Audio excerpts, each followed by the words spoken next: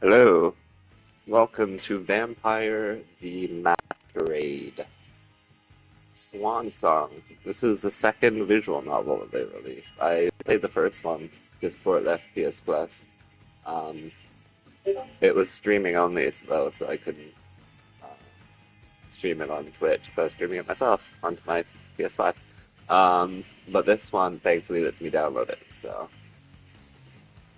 yes. And again, it's got the thing where let me fix it again. I was playing something yesterday. Oh, Final Fantasy Crisis Core, and they didn't put it in the Final Fantasy Crisis Core set. Vampire the Masquerade. Swansong, there it is. Alright, there. And then I guess I think I have to hit save somewhere. Done. Alright, stream has been updated. Alright, so let's do this.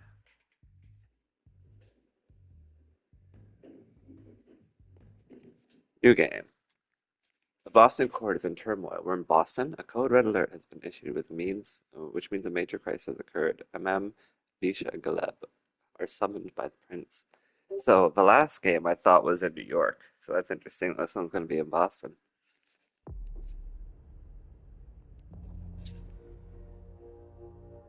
Vampires walk among us. Unknowing, we've built their cities, fought their wars, and sated their hunger. Damn. For centuries, these creatures have been organized into rival sects, the largest of which is the Camarilla.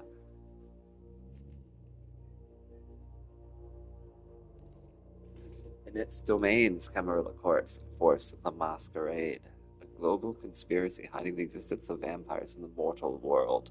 Breaking the Masquerade is punishable by final death.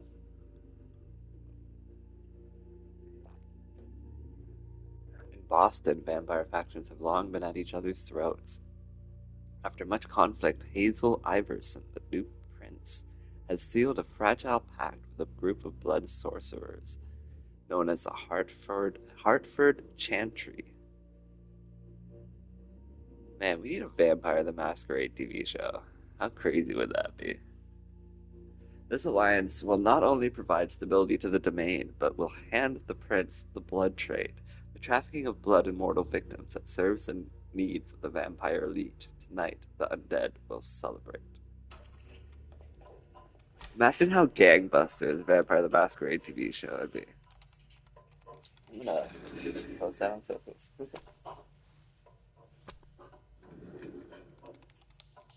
I'll just get this going. There, ready. We're all set. Now, to begin, tell me, what do you see? I don't know. Try this. Focus on your vision.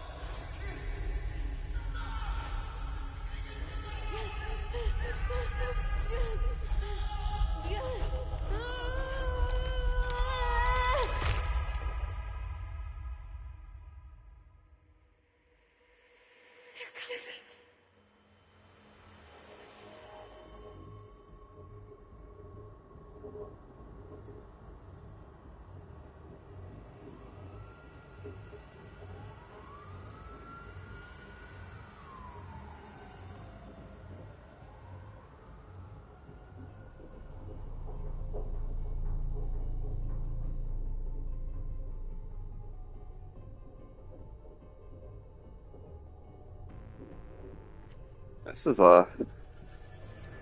Well, this is just gonna be a visual novel. You feel it too? Take your stuff. We're getting out of here.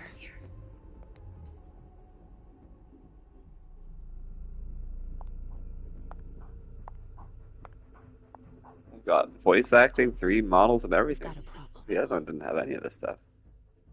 Call them back.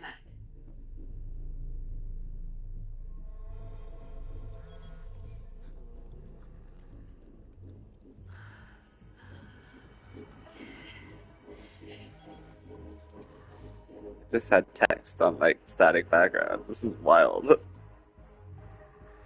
Is the whole game gonna be like this? What's going on? Where do they get the money for this? We must go quickly.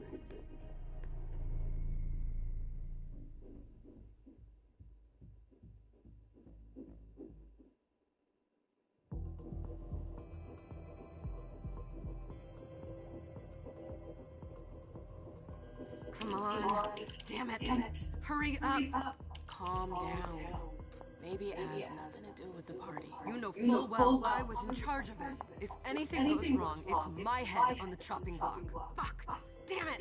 It took Hazel months to convince the Hartford Chantry to ally themselves with us. So they finally accept, and then bam, a code red. There's never been a code red in Boston, damn it. This has gotta be bad, MM. Whoa. Wait, who am I? Am I her?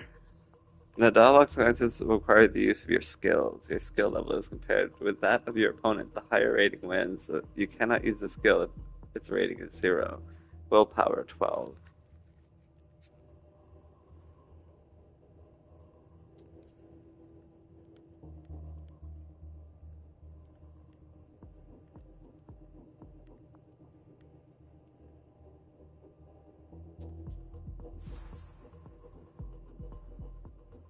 It's not like you had anything to do with it. I'm sure. Or I MF. don't get it. I was in charge of organizing the party. But security is Jara's problem. Yeah, except Jara is a member of the Primogen. I'm not. But you're a homie. The prince will cover you. You know she's always looking for an excuse to take him down a notch. We'll see. Her eyes are scary. The one with the green hair, I mean, specifically. We move on to Like, phase Jesus. two. We clean Maybe we should have just stuck with text. Is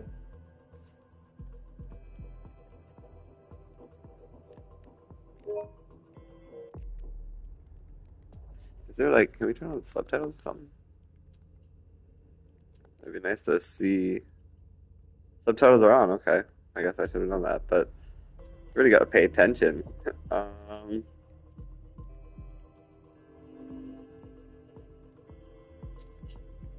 What do you mean by we clean house?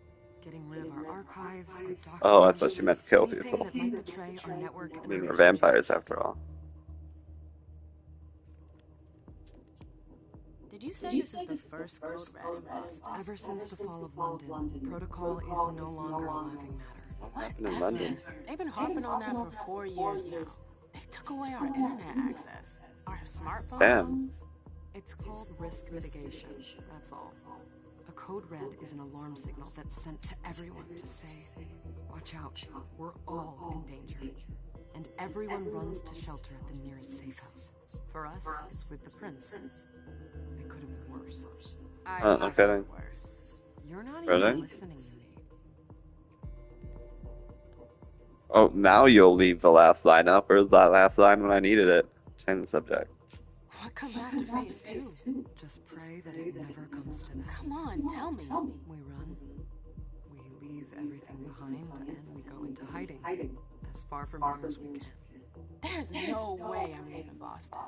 Everything I have is right here in the city. It Trust me, took Boston isn't years so to get great. my clubs. I've worked too hard to give it To up try now. New York. You won't have a choice. Things are cool there. I know you hate coming here. Are you gonna be alright? What do you think? I know how to behave, Jay. Yeah, I know. Just keep your cool and it'll be fine.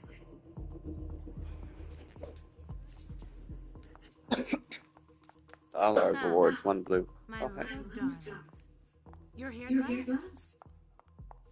The fear that something horrible had happened to you terrified me. No call for theatrics, April. The prince has to see you as soon as you arrive, ma'am. I wouldn't dilly-dally if I were you. As for you, Journey, someone's triggered a code red. If anything has happened over there, I'll hold you personally. I knew, I went to school with someone who had that kind of skin issue. I wouldn't even call it an issue, because apparently there were, it's just different pigments on different parts of her skin. It's kind of pretty, really. I think it's kind of pretty.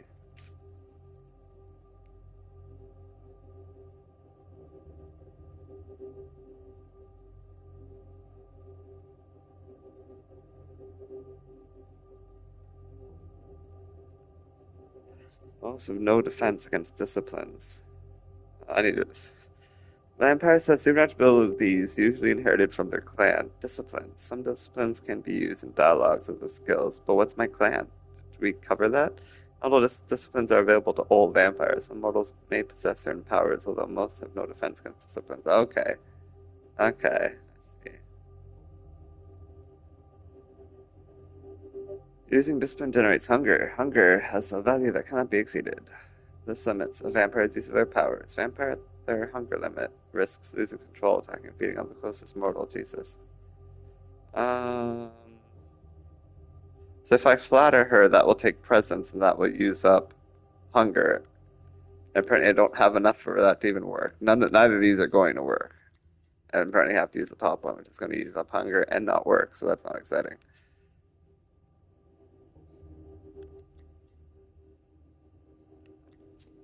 Huh, so I'm going to flatter her and it's going to fail.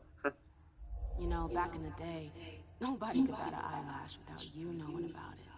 You must know exactly what Jay's being blamed for, don't you? My dear Mim, Huh. I adore you. Really, I do. But darling, please, you're way out of your league here. This alliance with the Hartford Chantry is crucial. The prince is on edge. We can't get through to anyone over there. What does this have to do with Jay? She was in charge of the whole thing, for goodness sake. Listen, both of you. From now on, I don't want to hear another word out of either of you. The prince is furious. Jeez. Journey, you're coming with me. I don't see why. So hot. And as for you, Hazel wants to see you. Right now. So we're splitting up? Is that a good idea?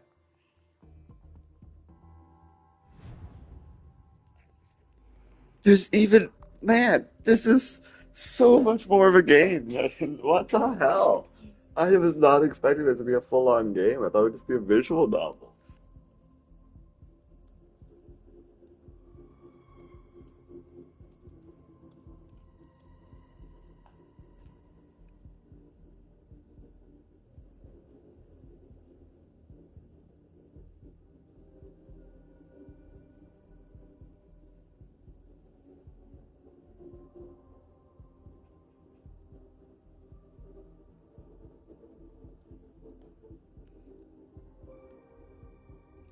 I really thought it was going to be a lot more like Coteries of New York. I was expecting this to be its whole own thing.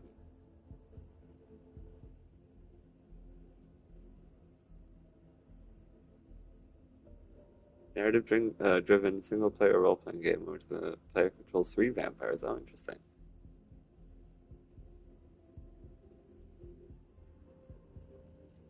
Ooh. Huh. Alright, so where are we? What are we doing here? It's gonna be a long night. Miss Lewis, Clearly. welcome. Thank you. Oh, Miss let's Lewis. talk to you. Yes? Can I help you? Apparently not. Good evening.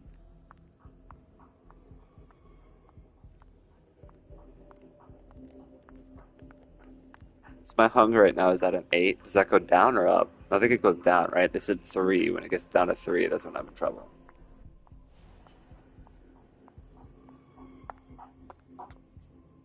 Show goals. I'm hitting the button to show goals. It's not working.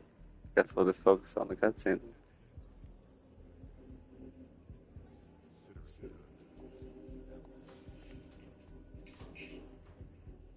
Okay. Okay, that guy likes me. She smiles like a toreador. A toreador. Damn. What about Damn. the bearded guy who's swallowing his blood? I believe that was a toreador. And, A Tremere warlock then? Keep him at a healthy distance. With a sideward glance, he could make the blood in the veins boil. Is Cordy's That sounds fun. usually this sparse? now I'm him. With 0 hunger. Is that bad? So which way does it go then? I'm guessing it's going right then. Alright,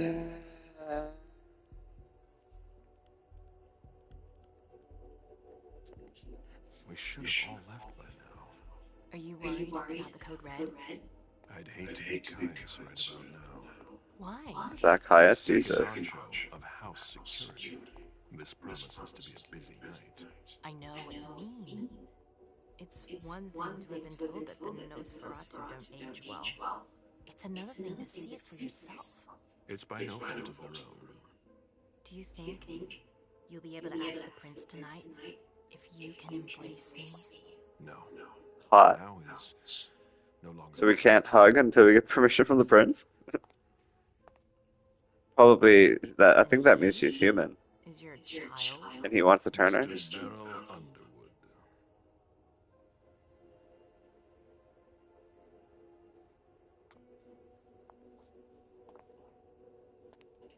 I think she's human.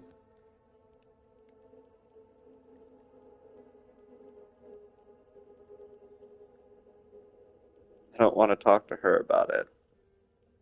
I mean, I don't know who she is. I don't know who your relationship is to her. I'm assuming she's a human you've taken under her wing, under your wing. I don't really get the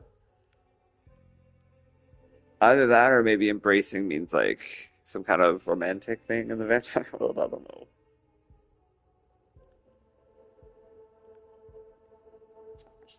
Tread lightly. He's a member of the Primogen. They're the check to the prince's power.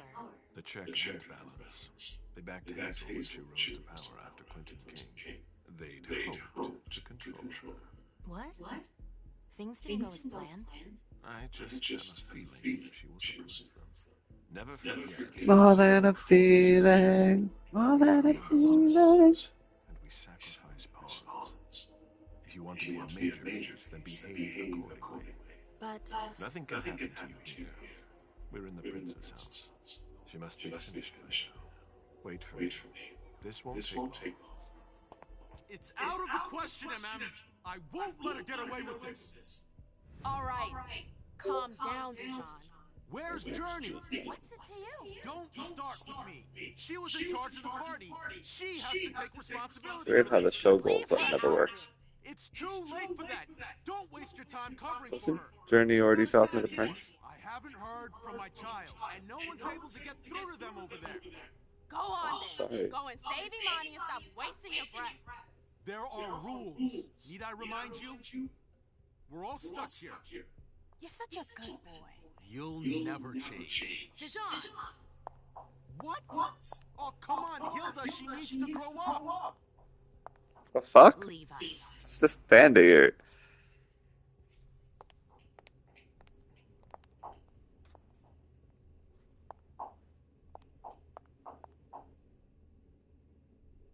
I don't need your help. Ma'am, please. Stop calling me that. I was worried about you. You still haven't moved on, have you? You're always getting in my way. Getting in your way. Lower your voice. People are staring. What have we? Were we dating once? That seems like we were dating. Cool. Focus on the temporarily increase the skill by 1 or 2 levels. There is way too many systems to this.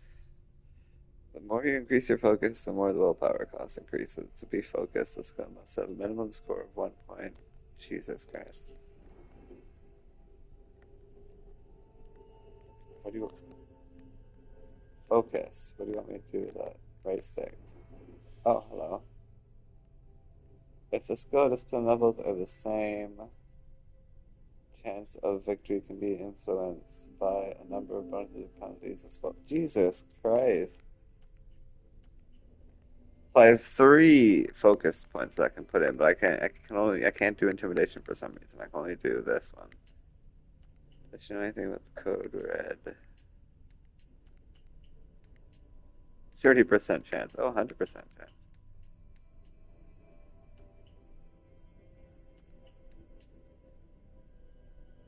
Do I care about the code red?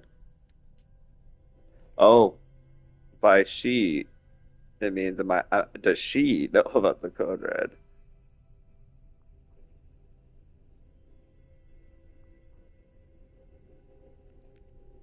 I still don't care that much. I'll just do 30%. feel like I won't change much, and I could use the point later. Opponent focus. Oh, she increased her focus to push back. Failure. Risk of opponent focus.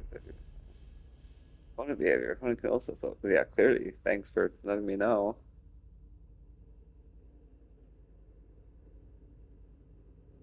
Huh. Do you know what this code red is all about? You're in the Primogen. You must know something. I feel like a I'm failure in will the still same give me boat as information. the rest of you. Apparently, Cool. it was from one of Moore's retainers. That's all I know. Who's that? Jason Moore. Don't you remember him? He's the human who manages our interests when the sun comes up. He handles our Pretty assets, powerful human. arrows with the banks. What does he have to do with this? I don't know. It now seems that Miss Hazel Iverson, the mighty Prince of Boston, is no longer on speaking terms with the Primogen, as if now were the ideal time. She asked to see me. Do you know why? My best guess is that she'd like to talk to you about Journey, of course. I always warned you that girl was trouble. Yeah, sure. I've gotta go. Is Journey my girlfriend? I assumed better Journey hurry. was my superior. Jara, I haven't seen her. Councillor Rory is not here, nor is Dr. Dunham. Mr. Leo's teams are trying to reach them, but... Nobody's answering? So I'm pretty hungry then. We're all gonna die. Damn. Who just said that?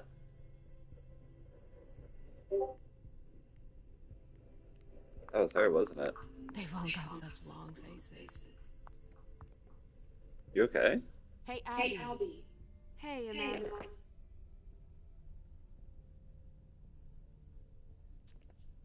Abby, do you know what's going on? I'm sorry, but I can't. Please? I feel like I've been plopped down in the middle of a minefield. There are rumors about Journey. Rumors about how the Journey? Jesus, You know what? that Jay was in charge of the party? Journey? Yeah, that was Bet mentioned. she's gonna take the fall for whatever happened. I don't think she's involved, but we've got to be on our guard. Jesus, oh no. Not Journey.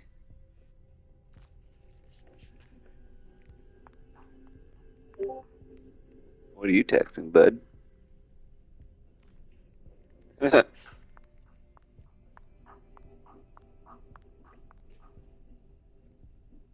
Man, we haven't seen you here in ages now, have we?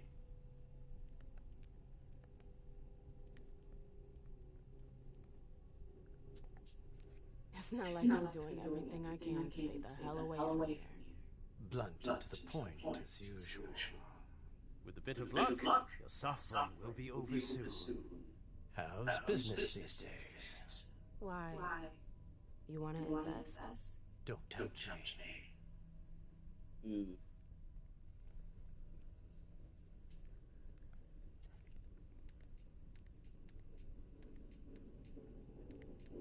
Still not enough. He's too strong. Might as well not even bother. Just cost.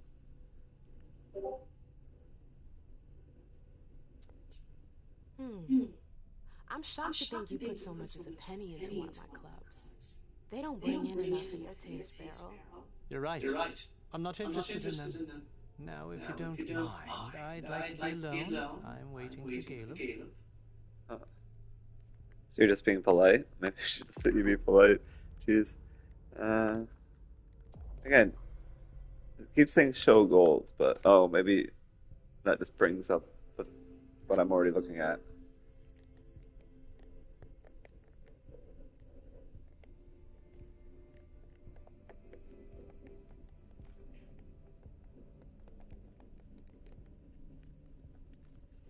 Yeah, I guess that just brings up what's already there. Oh, I've tried every button, and nothing seems to do anything. I thought there was something for like spending points to upgrade skills and stuff. I don't see anything of the sort. I just pushed every button and nothing happens. Ooh, touchpad. I didn't push the touchpad. Ooh, touchpad does something. Keep hearing the touchpad's the thing. Alright, what do we got here? Information. The brouhaha. See, I remember being a Toreador, I think. Cursed by the unbridled sensuality. Yep, that's me, alright. If I'm gonna pick a clan, I'm gonna pick the clan that's all about empathy, obviously. I fact, while overdosing on batch of heroin, a video of perfectly executed beheading the dazed eyes of a child has seen too much, or the reflection of the moon in a pool of blood. These are the kinds of things that make a toreador lose themselves. So the first diva finally died in front of their looking glass, unable to tear their gaze away from the image of their face touched by the reflected dawn. But to dismiss a toreador as wanton perverts or shallow artists is the last mistake a kindred will ever make. Beauty is power, and love can make anyone do just about anything. That is a promise of the toreador. They can make even the dead feel something raw, something real. So they're artists. I love it. Toreador are the best. Definitely my clan. I'm a toreador. I gotta remember that next time somebody asks me what my clan is. Toreador through and through.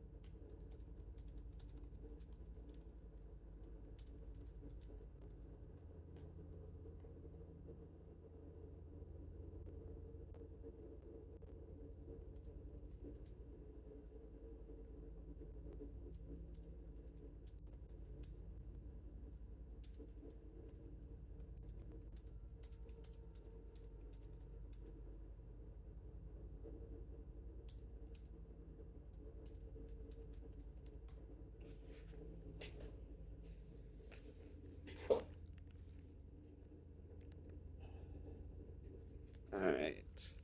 Clan Toreador has ever preached selectiveness in its rituals of the embrace. So yeah, so I think the embrace is being turned into a vampire. So I think that one Asian girl is not a vampire yet; she's human. The clan elders stress time and again that the clan requires pioneers among the arts and every kind of avant-garde. So I'd have a chance of being turned into a vampire because I'm a writer. I can write about vampires. Turn me. I don't want to die. The clan is at its strongest when comprised of the freshest thinkers and those who desire experimentation and aesthetic discovery. Absolutely. For this reason, many toreador emerge from the ranks of accomplished artists, both new and faded. But not all artists need wield a brush. To the toreador, art encompasses all forms of entertainment and stimulation. The clan courts the greatest actors, singers, writers, dancers, and even sex workers. Wow.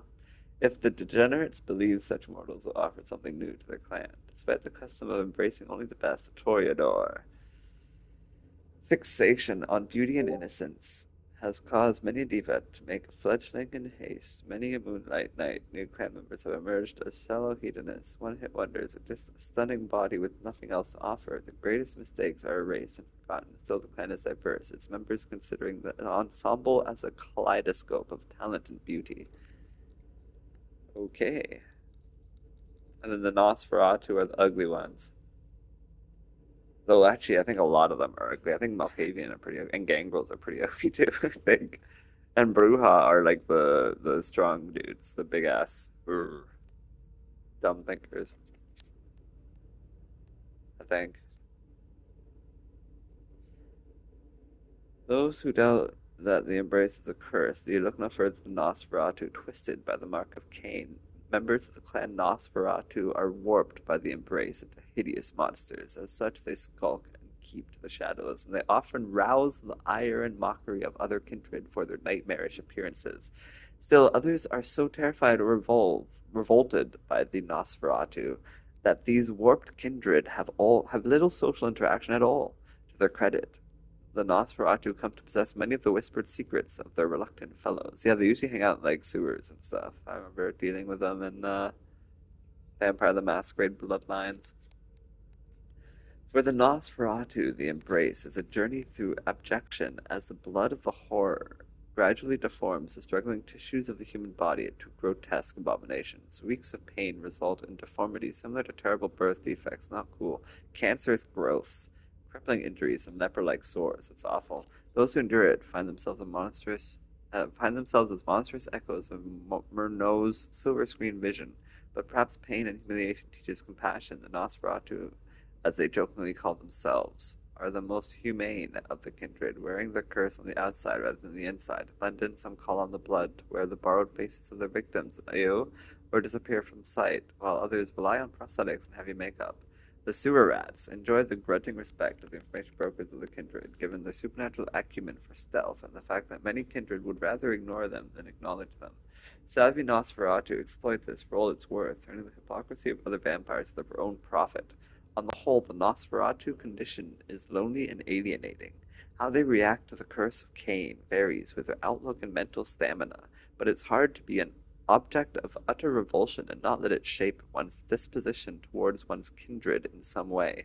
Some of the sewer rats are cruel, as blighted on the inside as they are on the outside, while others are tragic, wretched creatures who have been cursed with eternal outsider status through no choice of their own. A few of the sewer rats even position themselves as prophets or avatars of the damned, physically embodying the haunting riddle, a beast I am, less a beast I become. Start at the top, shall we? According to kindred mythology, Cain sired 3 children.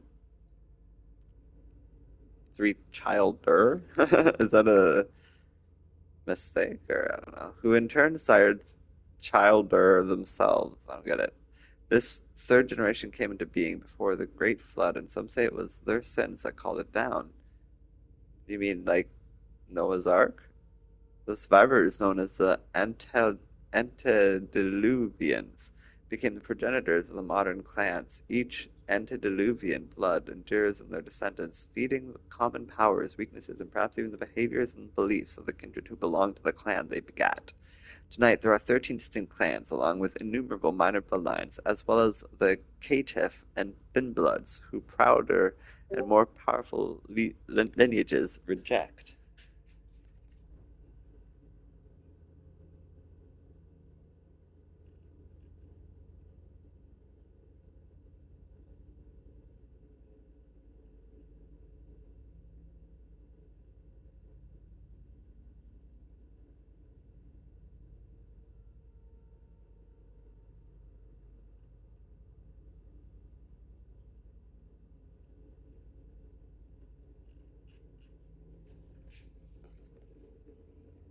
The Bruja.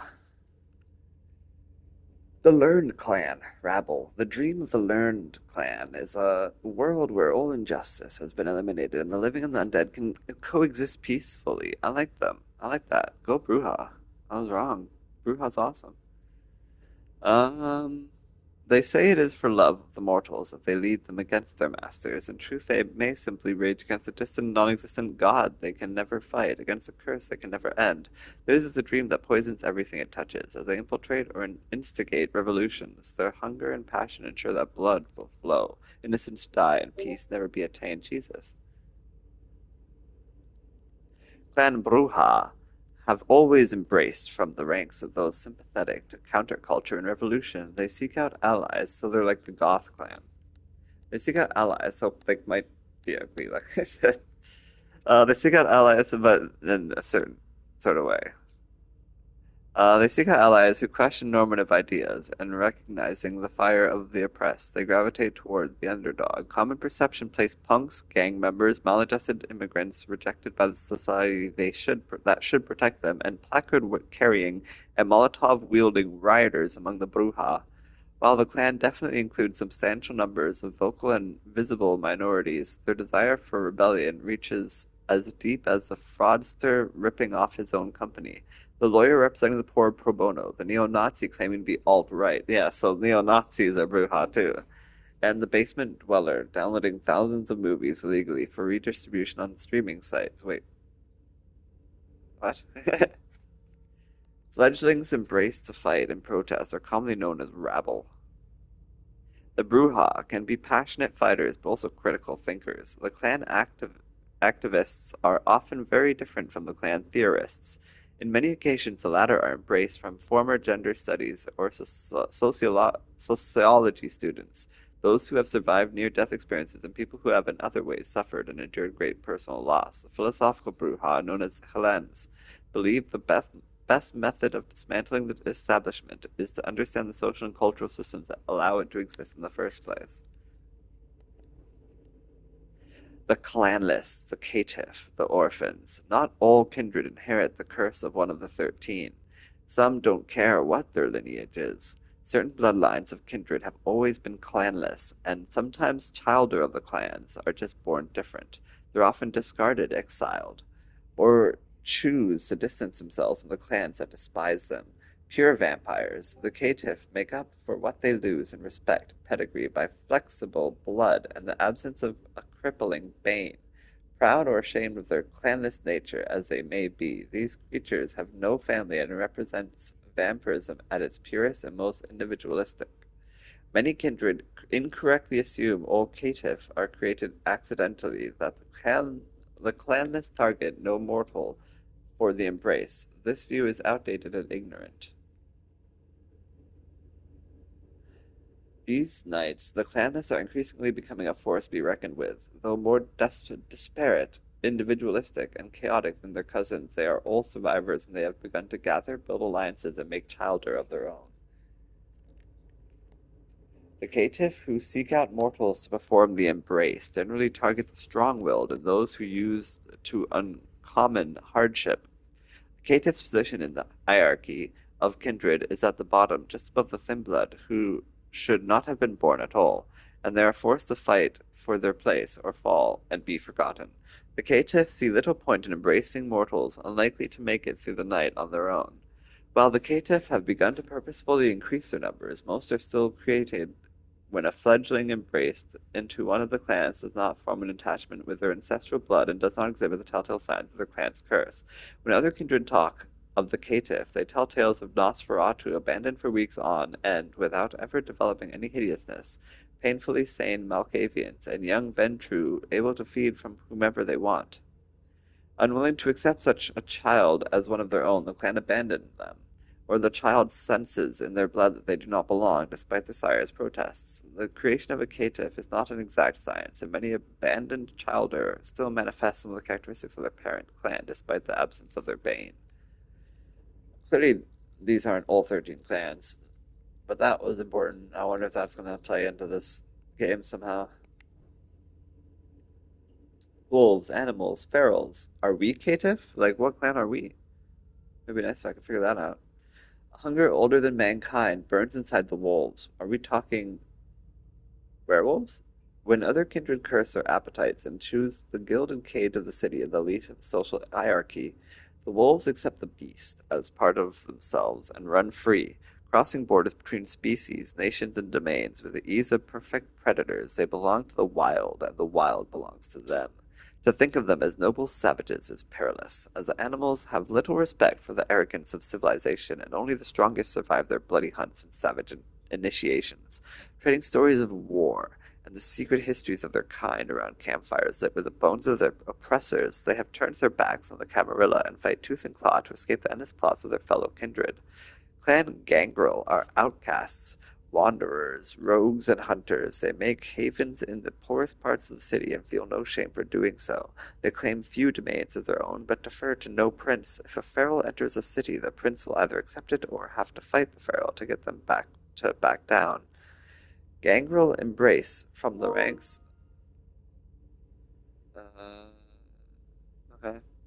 Gangrel embrace from the ranks of survivors and fighters, leaders of prison crews and gangs, explorers, urban and otherwise, and any kind who sees the world as something to traverse instead of something to hide from. They care not for looks or title, but for accomplishment and reputation. A child may be a challenge, but the clan follows rituals and initiations to ensure the fledgling is worth the time. Success means a new, honored member of the clan. Failure means simply a forgettable reject or a pile of ash. Any mortal capable of projecting their will onto others, leading a group from disaster to success, or fighting impossible odds draws the clan's attention. This fact results in a symptom known as too many chiefs.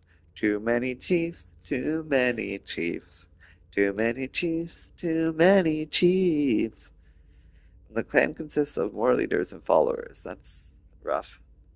Customs encourage fights for dominance, but these rarely last until final death, as Gangrel elders advocate against taking competition for authority personally, instead encouraging a culture of healthy rivalry. Malkavian. The Clan of the Moon, children of Malkav, lunatics. Psychologists would diagnose the children of Malkav with schizophrenia, depression, obsessive-compulsive disorder, or post-traumatic stress disorder, sometimes all at once. In reality, they have all of these things and none. Like the wise madman of poetry, their derangement stems from seeing too much of the world at once, from understanding too deeply and feeling emotions that are too strong to bear. They self-medicate with blood, but that is just a temporary solution.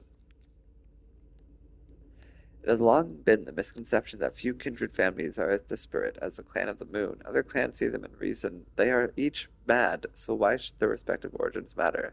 To the Malkavians, origins matter a great deal. Though sires may pick childer from all walks of life, age groups, ethnicities, and genders, every mortal selected for their embrace possesses something only visible to a Malkavian. One of the gifts Malkavian looks for in a mortal is that they call second sight. If a person interprets dreams, can perceive spirits, or unerringly predicts future events, Malkavians take notice. So they like the crazy people. Such a person acts as a beacon, calling out to every member of the clan that sees them. Another gift referred by the Malkavians is that of insight, a high level of empathy, finely tuned knowledge of complex subject matter, or just an obsessive drive to pursue the answers to philosophical questions each appeal to the clan. As insight is often tied to profession, the clan benefits from a range of academics and doctors, especially therapists and psychologists. Finally, the Clan of the Moon are fascinated by the broken individuals who have been changed by traumatic experiences or who were simply born slightly detached from themselves and the rest of society. To the Malkavians, they are but one gentle push away from having access to an altogether different plane of reality. Rather than treating them as burdens, the clan sees them as having great potential. All Malkavians suffer mental illness following the embrace, sometimes accentuating an existing condition, other times adding a new dimension to their instability. Give me a sec. Right, what's the line? Looking back. Uh, As if their thoughts and actions are based on otherworldly logic, there seems to be no knowing when their condition will manifest destructively or when it will offer important perspectives where such were previously lacking. As a rule, no other kindred feels completely comfortable around a known Malkavian, often viewing them as unpredictable maniacs whose flashes of insight are rarely worth the fits of insanity. Sorry, I grabbed some nuts.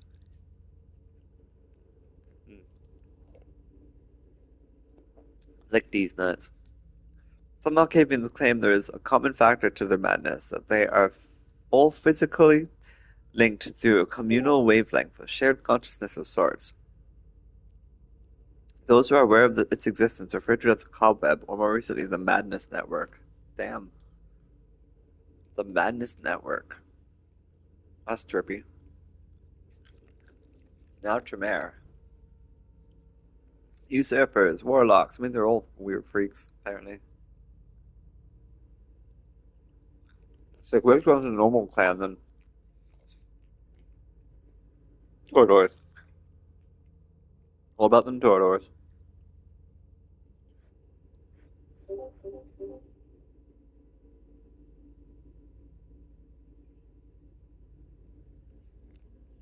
A hermetic mage in the 8th century Romania, Tremere was the leader of a cabal of magic users, rightfully feared for their obsession with the knowledge and power. Able to prolong his life unnaturally for centuries, his powers eventually lessened and his grip on youth became shaky. Unable or unwilling to accept his own mortality, Tremere cast his eyes on the hallowed secret of immortality. In his greed, the mage instigated the most terrifying magical experiments ever conducted, damning himself and his followers to a hell of their own making. Thousands of mortals were murdered, and hundreds of kindred vivisected and drained in the ritual circles before Tremere and his cultists thought they had found the elixir of life. How surprised they were to have discovered the curse of Cain. Terrified, they died, and woke again to an eternity of unlife and hunger, cut off from their craft. In a mockery of their former magical rituals, now only fresh blood allows the Tremere to cast their thaumaturgic spells to twist reality. After the Second Inquisition destroyed the Prime Chantry in Vienna in 2008, the Tremere fell from great eminences to personae non grata.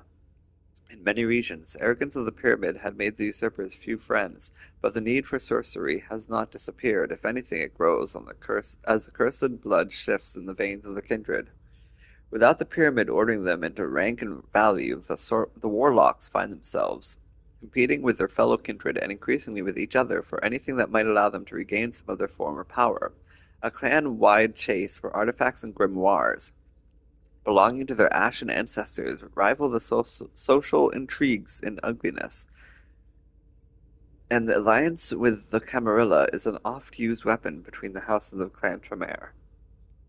Meanwhile, the term mercenary magus is becoming increasingly widespread as warlocks who were formerly bound by the will of their masters find themselves free to serve for whatever price they choose. Tremere serve in three ways. The warlocks serve the other clans with occult expertise, they serve the Camarilla with blood sorcery, and they serve themselves with their mission to grasp power.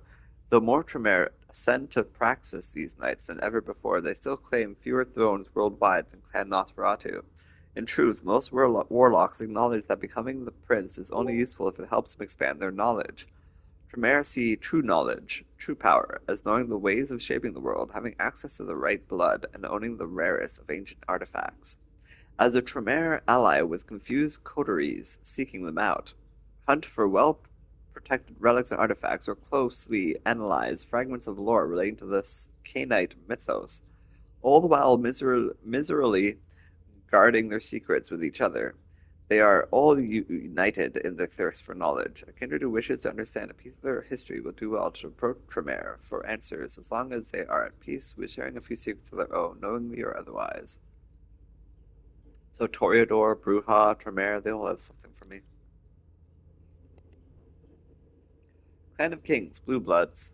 In their own eyes, only the Clan of Kings has the restraint, the wisdom, the control, and the pedigree to lead their kind through the night. Throughout their time as god-kings of ancient Babylon and lords and ladies of the Dark Ages, their contemporary roles as guardians of royal blood, majority shareholders, and campaign fund backers, they have been obsessed with the impulse to rule.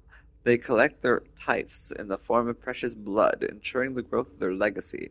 While many other clans claim positions of influence in politics and business, no one can rival the Ventrue in the game of pure power and wealth. But lately, their arrogant projections as divinely chosen rulers, better fit to lead than any other clan. I messed up the sentence. But lately, their arrogant projections as divinely chosen rulers, better fit to lead than any other clan, have begun to falter. Time is running out. As they feel their privileges slipping through their fingers, the Ventrue tighten their grip and fight fang and claw to remain in control as the masters of their kind. Clan Ventrue has long been the leaders of Camarilla, holding more positions of power than any other clan, and they are loath to give them up. Even after losing their most prominent representative to Bruja assassination, the Ventrue continue to maintain that they are destined to rule all kindred, no matter the sacrifices involved. The Ventrue believe in the strength of tradition and lineage. The embrace is one of their most important rituals, and the choice of child affects the way other members of the clan treat the sire. Ventrue therefore aim to embrace overachievers, politically or financially powerful kind, or those with a talent that sets them apart from the masses. These knights of Ventrue are cautious. The talentless fall by the wayside, while the best blend in with humanity as bankers, shadow directors, reclusive moguls, and chiefs of staff. No longer can a Ventrue openly lead a board or take a prominent position in a mortal community. They resent having to influence their surroundings from the shadows, but know that the risk of a fatal masquerade breach is too high to risk anything else. The Ventrue are the establishment. They set and maintain the rules, punishing those who break them and occasionally rewarding those who follow. Their critics consider them tyrants or the jailers of other kindred. The uncomfortable truth is that without them the Masquerade, and the Camarilla with it, would have fallen long ago.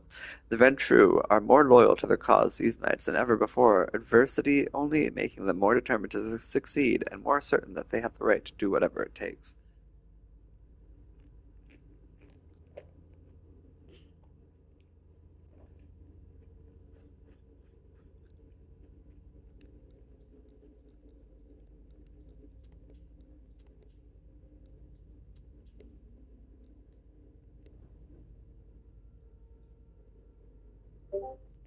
Prince, a vampire who has claimed a given expanse of domain as their own, generally a city, and supports a claim against all others.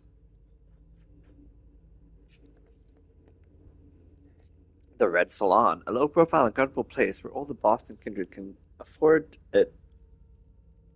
Where all the Boston kindred who can afford it go to enjoy mortals that have been expertly prepared by Dr. Richard Dunham. What does that even mean? Hermogen Council, representatives of the major Camarilla factions in the area, whether they are clan elders or a gathering of those who hold the largest hunting grounds. They speak directly to the prince, who will do best by listening to their advice. More than one lord has been ousted by their council.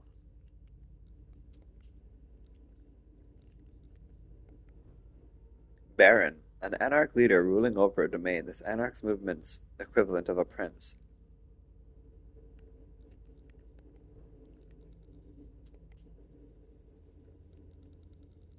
Damn. Every vampire possesses the beast, a force within that pushes them to serve their baser instincts. They are urges of violence and perversion that are constantly threatening to turn the vampire into a ravenous monster, completely devoid of reason. This is a real danger for the Masquerade. Blood bond. Anyone who drinks the fresh blood of a vampire becomes progressively more attached to their donor until finally, after 3 drinks or more, the bond reduces them to servile lackeys when in the donor's presence. What? Does that work on other vampires?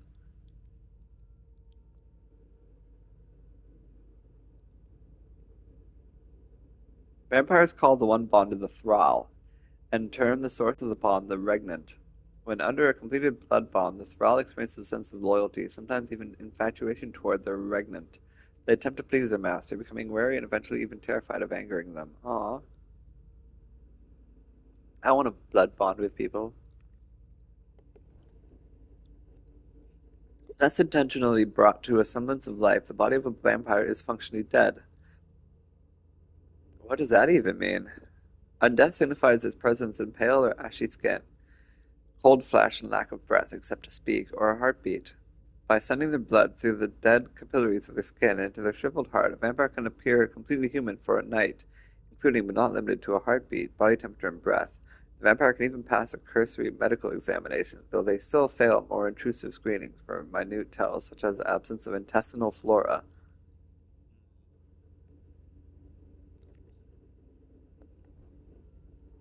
Donor, vulgar.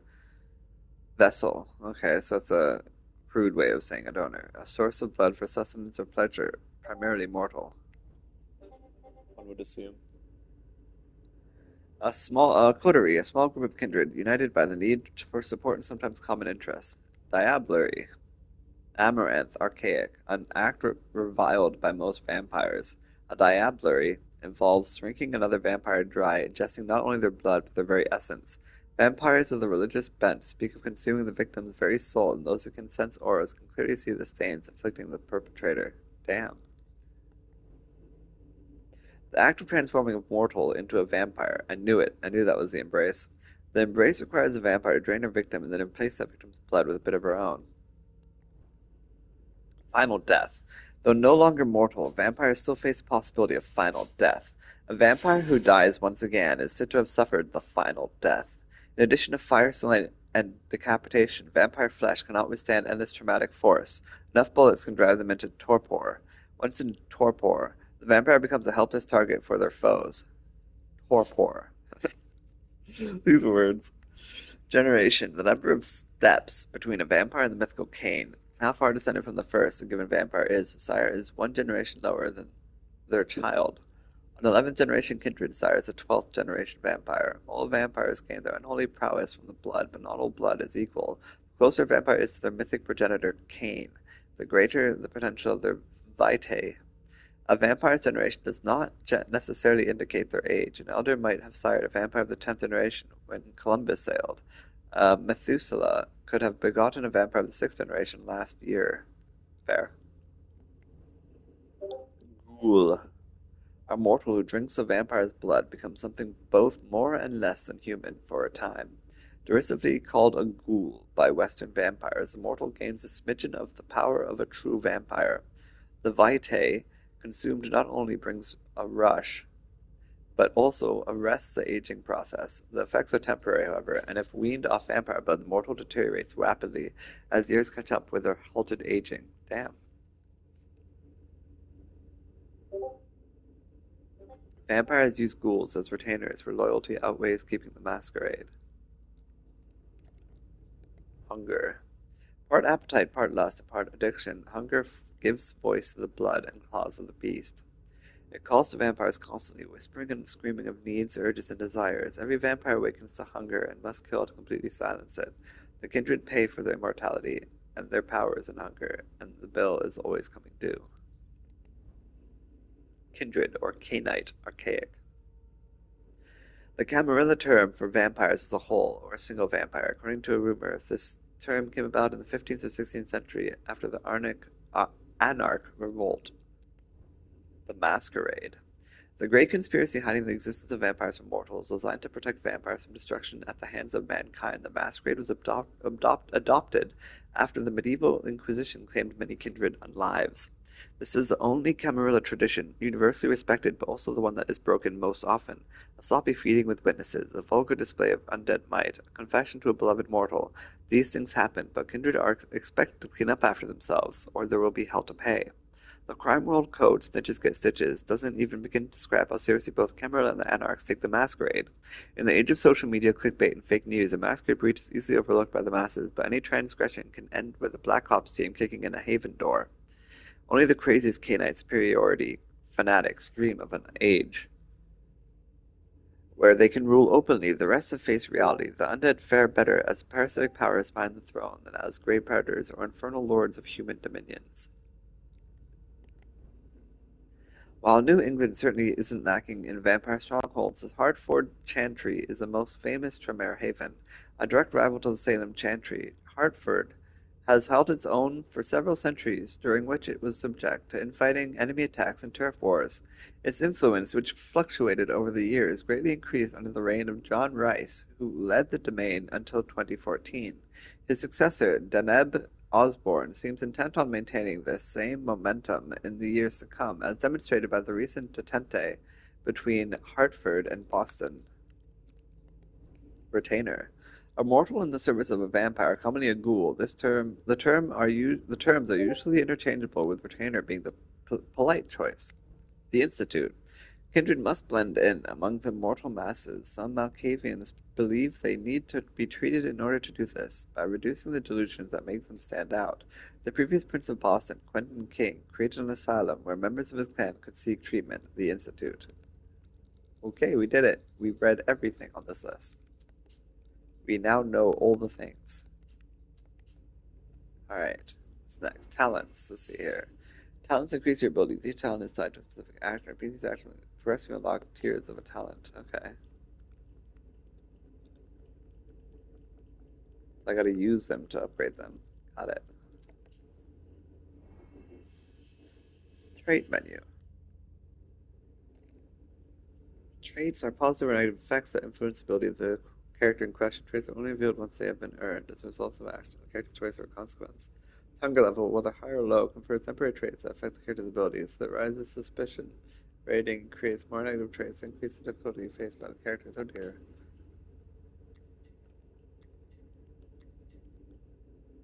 Put her in her place. Prince's quarters. MM has encountered others more powerful than her for now, something to strengthen her mind for future challenges.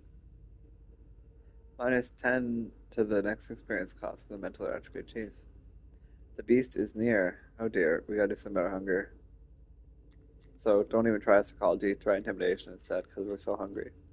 Intimidation's easier for us, I guess, right now. We gotta eat.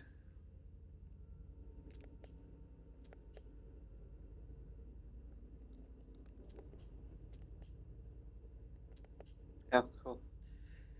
Alright, this is me, M.M. Lewis, founder of the Black Rattlers, clan Toreador. Oh, we're a Toreador. Yay. Love the Toreador. 12th generation Toreador. Date of embrace, 1929. We're old. Sire, Hilda McAndrews. Oh my god, our sire was that redheaded one we were talking to. Men of Bronze. Born in Harlem in 1901, MM grew up in a family of poor African-American performers. Her father, Mason, was a musician by night and window washer by day. Her mother Clara sang when she was not taking care of her 4 children. When he was drafted in 1917, MM's father enlisted in the 15th Regiment of the New York National Guard, the Harlem Hellfighters, and participated in the liberation of France. He joined a jazz band in his unit that became a phenomenal success after the war ended.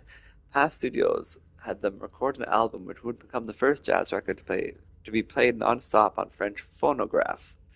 Following this success, Mason decided to bring his family to Paris and to make a living playing his music in the jazz clubs that were beginning to sprout up throughout the capital. Paris. MM was 17 years old and was a dancer. She spent time with the elite who would come to listen to her father, and it took little time for her to get noticed. She discovered the Folies Bergeret and their international shows. She auditioned for it and passed with flying colors. From odd jobs backstage to subbing in for other performers, she proved herself and became a headline act at just 21 years old. Her burlesque stripping act took Paris by storm, making her extremely popular. MM began traveling through Europe, dancing to packed houses in the hottest cabarets. MM was young, beautiful, and radiant. Her life was a night, and as the champagne and money flowed, she was determined and alluring, the embodiment of a free and independent woman of the early 20th century. She had a fiery temperament that soon attracted the attention of Europe's divas. To Die in Your Arms. December 1923, MM performed 8 times at the Vienna Carl Theater. On the first night, she was introduced to Hilda McAndrews by the theater director outside her dressing room. MM was immediately captivated by this mysterious aristocrat, who attended each of her performances. They spent the nights that followed in bars exchanging stories about their lives, their art, their passions, and their struggles. Hilda was cultured, charismatic, and politically engaged in the suffragette movement and the women's artistic community. MM, to her surprise, fell under her spell and gave in to this irresistible attraction. A passionate relationship formed right away between the two women, who became inseparable. Hilda confided in MM and told her about her vampiric nature over the course of the next 3 years. It took 3 years for her to admit she was a vampire. Imagine being friends with a human and not admitting you're a vampire. That's wild. However, before managed to get the local prince to agree to it. Okay, the prince feared that the young woman's notoriety could be a danger to the masquerade. With the prince's blessing, at last, Hilda threw a spectacular celebration in honor of her companion, whom she would embrace at the end of this memorable evening. The sound of boots. Having lived in Vienna since their meeting at the Carl Theater, Hilda and Eminem and MM left Austria in 1934 for Paris, then Bordeaux. Alas, France's surrender in 1940 forced the couple to reconsider their plans. With the help of her contacts in London, Hilda managed to negotiate a crossing to Boston, her hometown. Though hesitant at first, the city's Malkavian prince, Quentin King, finally granted them asylum, and Mem and Hilda were introduced to the court, where 50 years of intrigue would bring their passion to its inevitable end. Aww.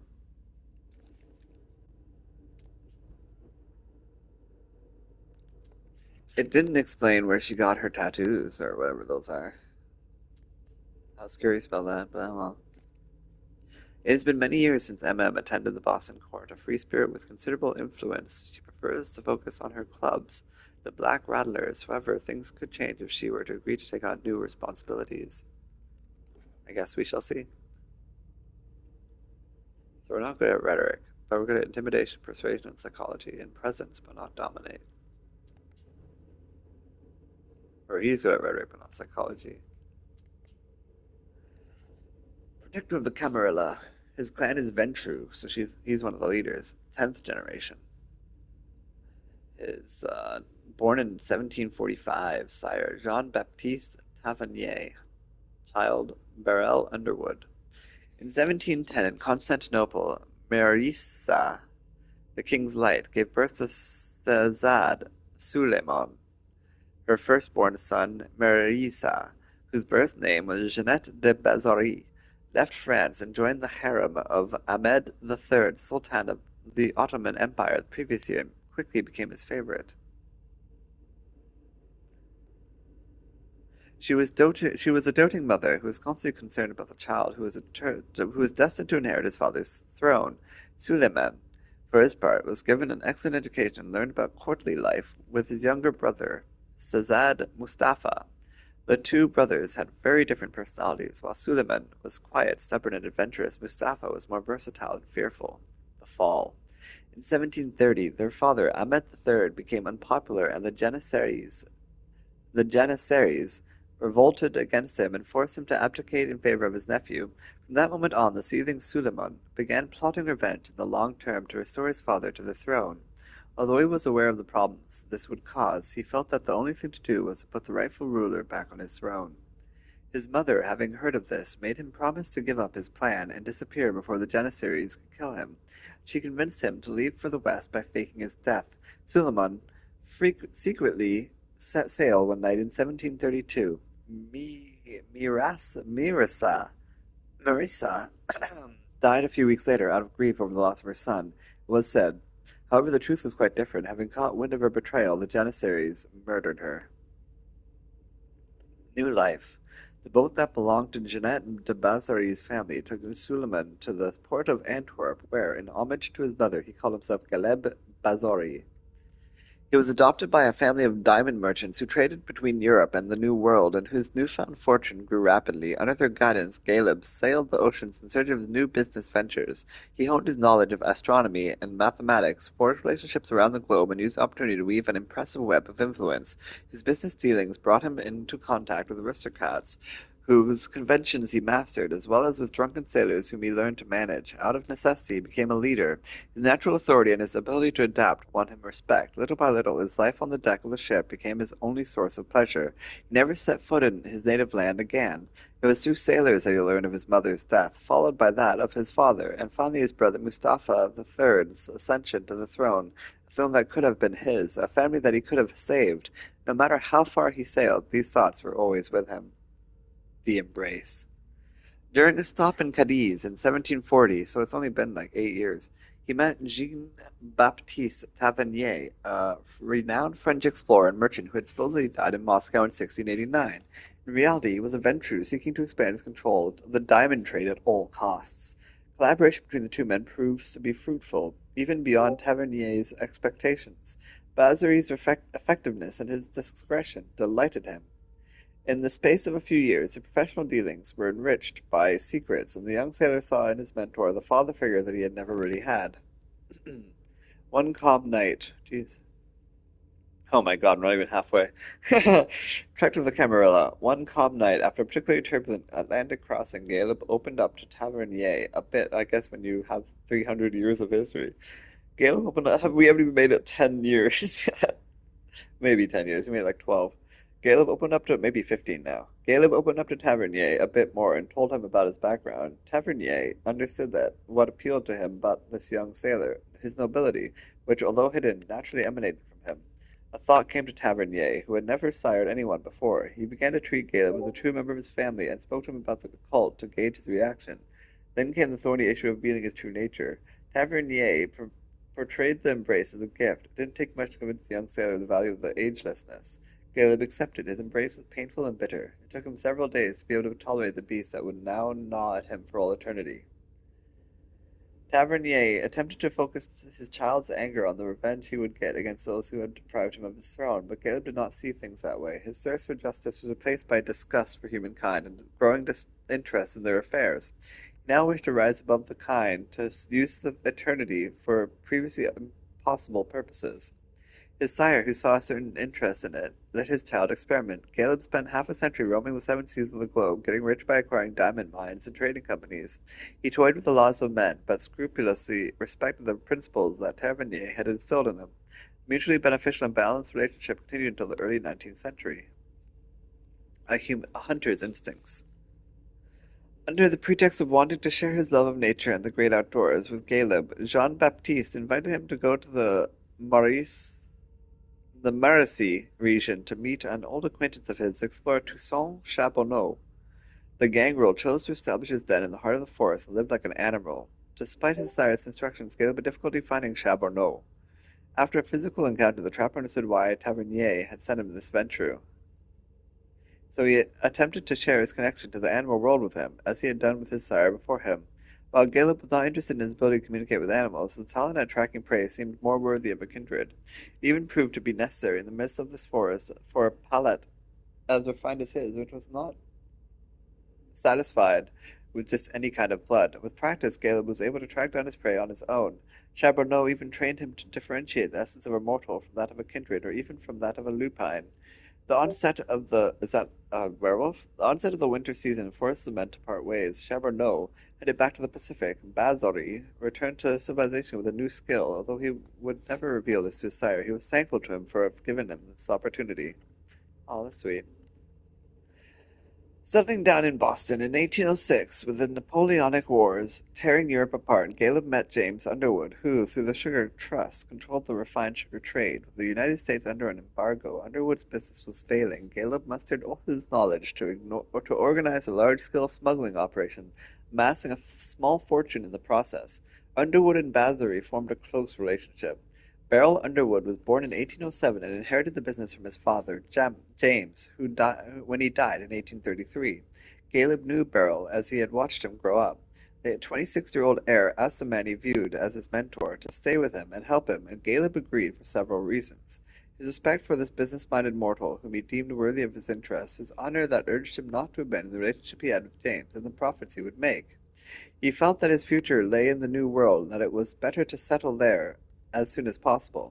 It was with the agreement of his sire that he moved to Boston for good. Tavernier sensed that Caleb had made great progress. It was clear that the student had surpassed the master. He felt kind of pride in this. While keeping his distance, he remained in regular contact with his child, treating him as an equal. It was on Caleb's advice that he moved to South Africa to set up new diamond mines. They just love their diamond mines for some reason. The child, Beryl Underwood, exceeded Caleb's expectations. He was more talented than his father, and the Ventrue had something to do with it.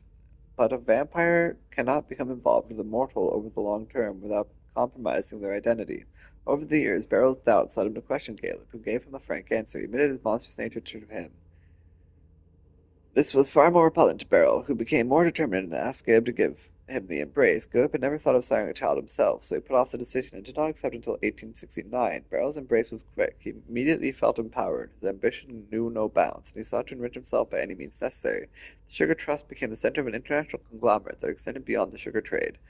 Beryl was involved in every plot, every betrayal. Caleb began to be suspicious of him, and he withdrew, but Beryl did not forgive him for. Which Beryl did not forgive him for. Executor. Over the course of the 20th century, seeing Beryl's unscrupulous behavior corrupting the kind through the environmental and health impacts of his business, Caleb distanced himself from the business. He felt he had created a monster, a threat to all kindred.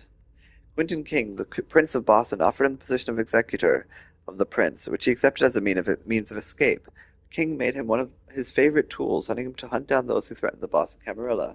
After centuries of building a business empire, chasing opportunities and eliminating competitors, Caleb derived satisfaction from the simple task of doing what he was told.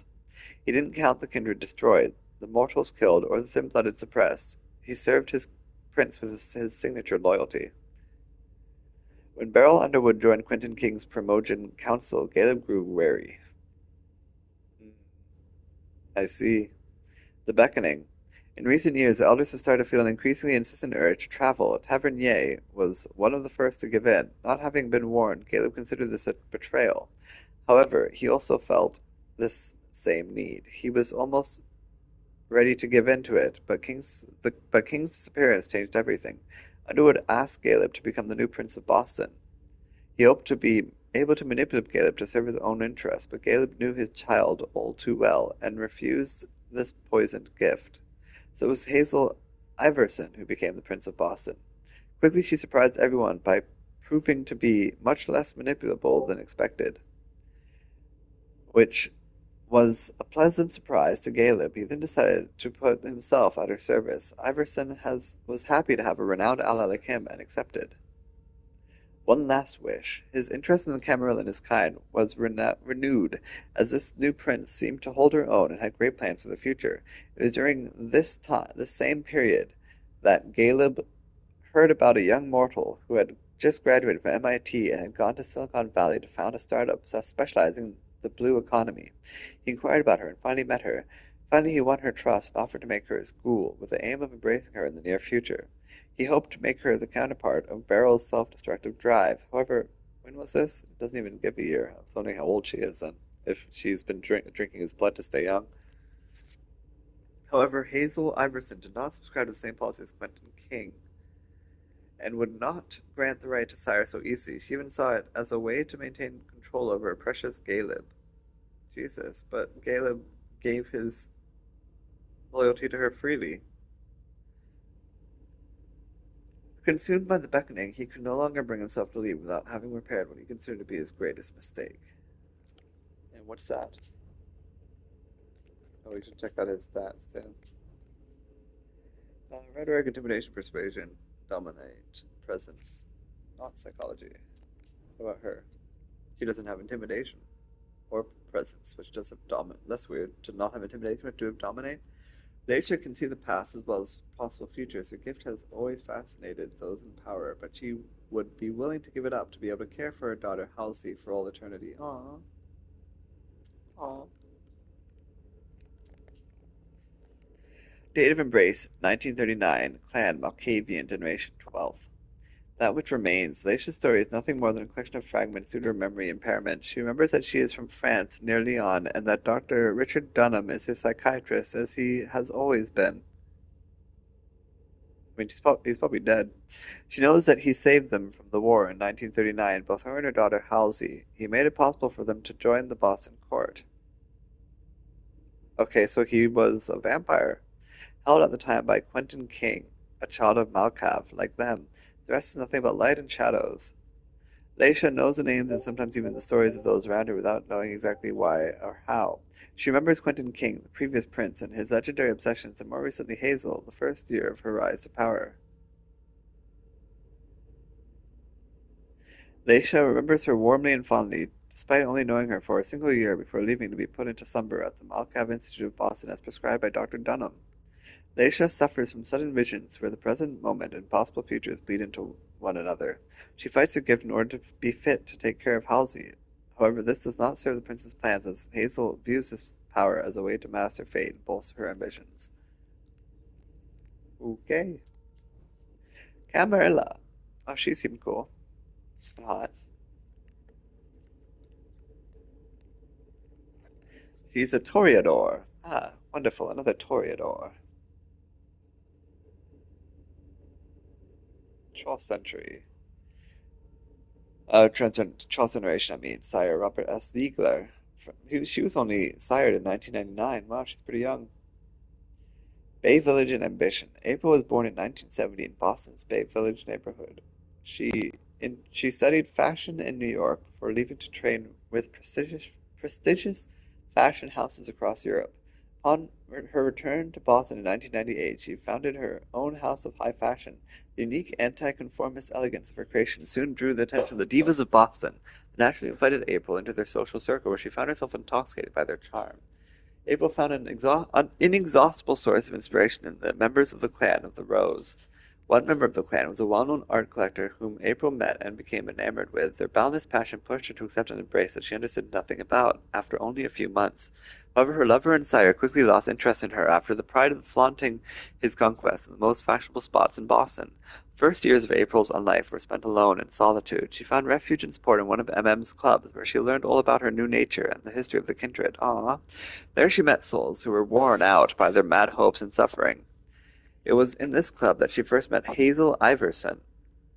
Hazel is the daughter of Leisha, right? With her daughter Hazel. Yes. No, Halsey. Halsey. Her daughter is Halsey. The prince is Hazel. I gotta keep those two separate. Right? The prince is Hazel? Okay, so she's met the prince. Wait, if the prince is Hazel, then it would say, yes, Hazel, yes. Yes, yes, yes, Hazel. Because he gave himself to Hazel, so it would. From it here.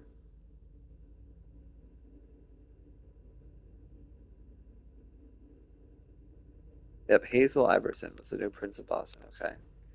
So she. Uh, so are we here?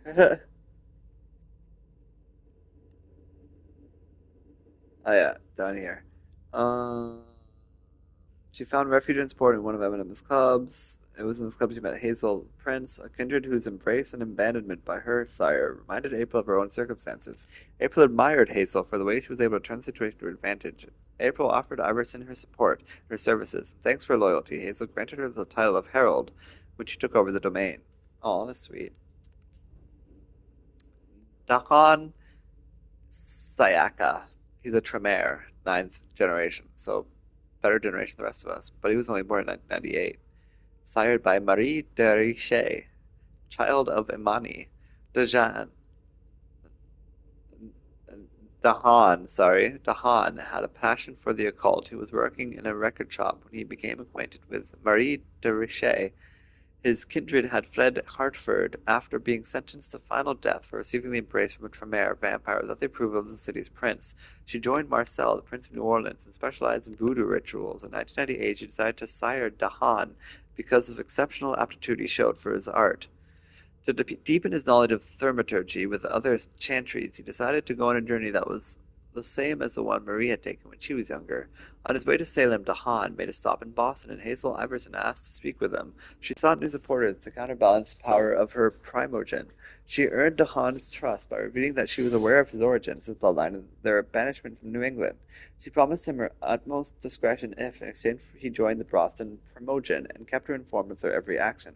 Dahan accepted on the condition that he be allowed to train with the Sisters of Salem as he had initially planned.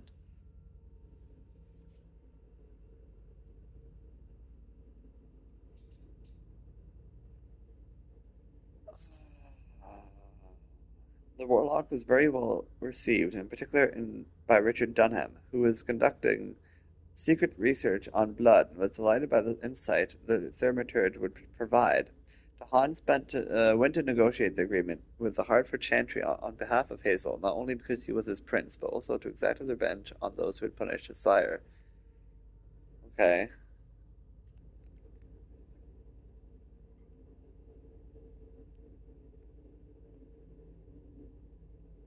Oh, because she fled.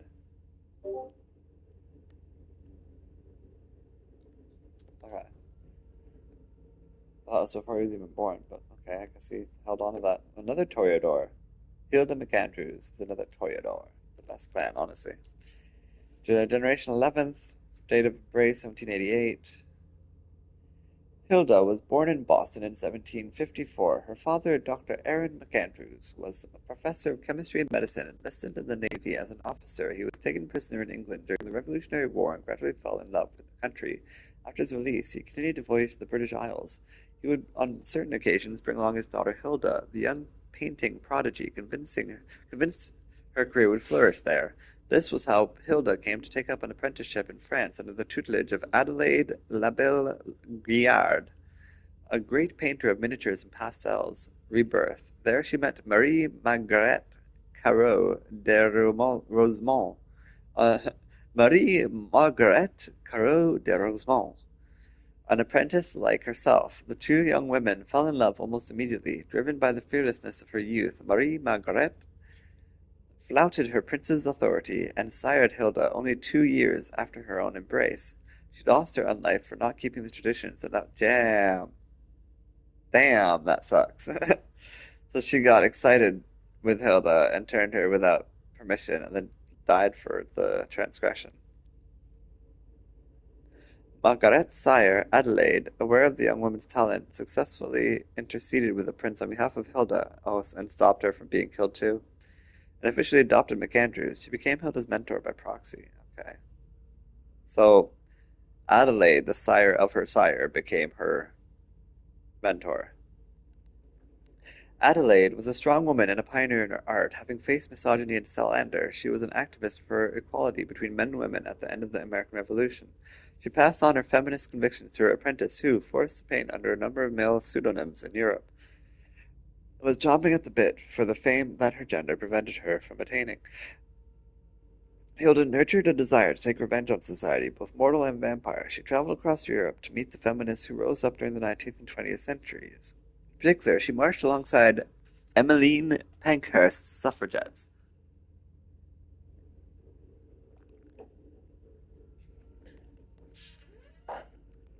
She met MM in 1923, and for the first time since Marie's destruction, Hilda finally felt that she was no longer alone. MM's enthusiasm rekindled the spark of passion within her, and it took little time for her to fall deeply in love with the young woman. Hilda waited 3 years, however, before revealing her vampiric nature to her. 6 years later, she finally embraced us, so now we know why. I remember earlier, and I was like, man, imagine being a friend with a human for 3 years without telling them you're a vampire. She did it because she was fucking afraid after her own sire was murdered for doing exactly the same thing. 6 years later, she finally embraced MM, sealing their fates together forever. Disillusions. The couple lived in Vienna until they were driven by the shadow of Nazi Germany to the French border, where Hilda hoped to find refuge. Alas, the progress made by German troops forced her to reconsider her plan. In 1940, she resumed contact with her sire Adelaide and begged the London court for help. Queen Anne summoned her. After tough negotiations, Hilda was granted permission to settle in Boston, then under the reign of Prince Quentin King III. The London court helped her leave for Cape Cod, which was held by a thriving toreador community. However, if Hilda hoped to be able to reconnect with her art and continue a relationship as they had done in Europe, it was not to be. MM won over a new public in New England, and all the kindred were enraptured by her. Hilda lived in her shadow. As MM regained a taste for things that, after a difficult departure from France, Hilda became embittered and somber. The contrast between them increased, and they seemed to become a more mismatched couple every day.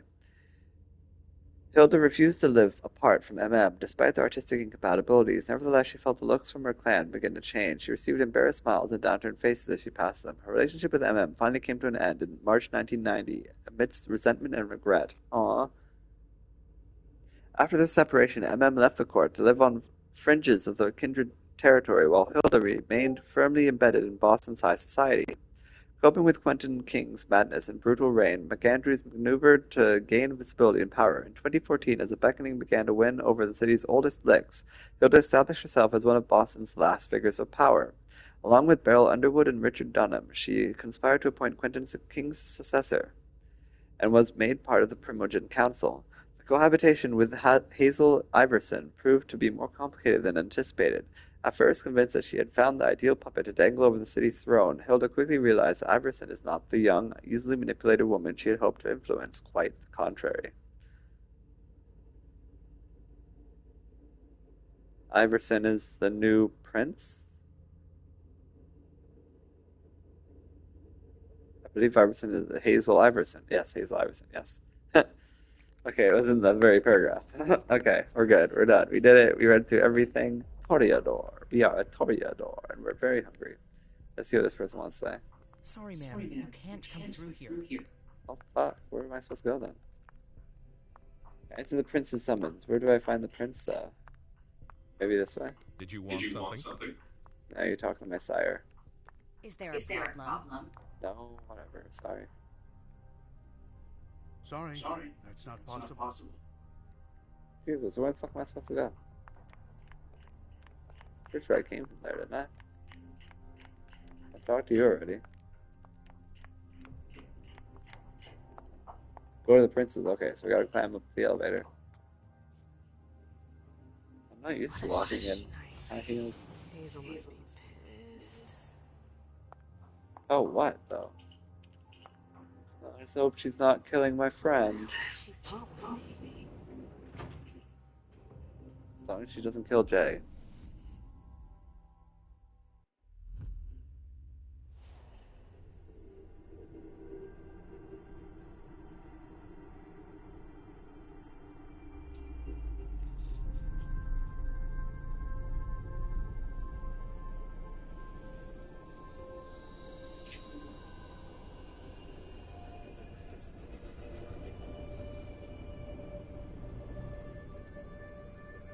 The hell?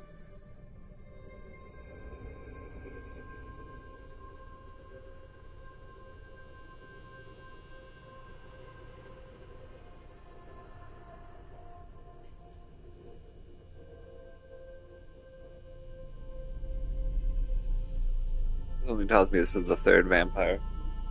I've already seen two of the main characters, and the third one's supposed to be crazy. So what I'm meaning, this is something to do with her.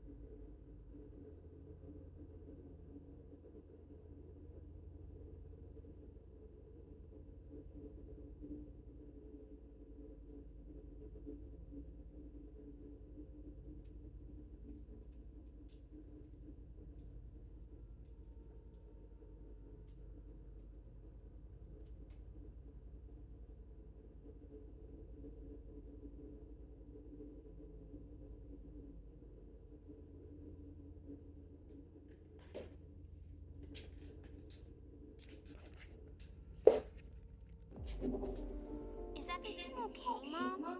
Penny for your thought? Nothing, Pumpkin. Jesus, is the kid a vampire? Draw pictures again? You're not going back to the Institute, are you? The fuck? Don't fret. I'm gonna stay here with you now. I don't like it when Richard takes you away. He's my psychiatrist. He's helping me so I can be with you. Mom has me in trouble sometimes. Remember? I see things that haven't happened yet.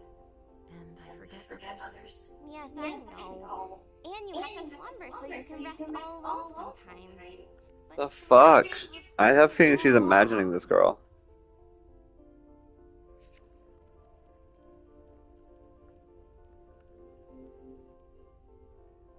Like, there's no way this girl exists, right? She's imaginary.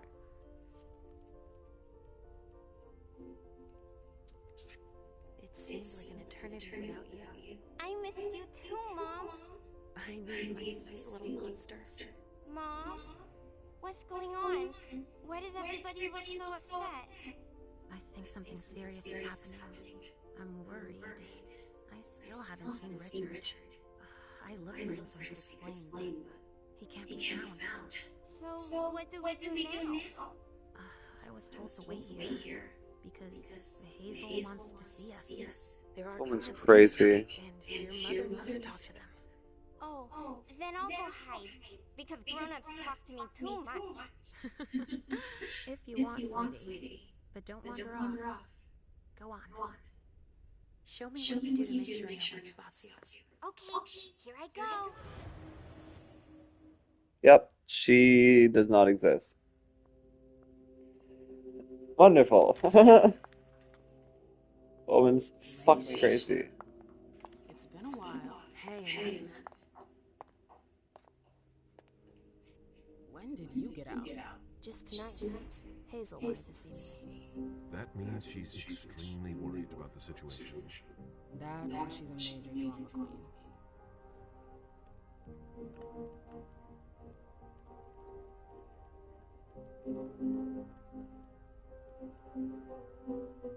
I mean, I'd rather not be angry. I'd rather not have our main characters be. So these are the three main characters standing together having a conversation. That's interesting. And I'm in control of him now. I don't want him to kill by. In light of the situation, believe me, there aren't many of us who have experienced a code red and survived. Thanks for the heads up, Professor Bazori. First Siaka, now you. Why won't anybody give me a break tonight? Maybe you asked for it. I gave you the lighter of the two options. In a manner more appropriate to the circumstances and our setting, then you'd better understand why everyone is so nervous. Man, now we're controlling all of them? I'm very confused. This is very confusing to me.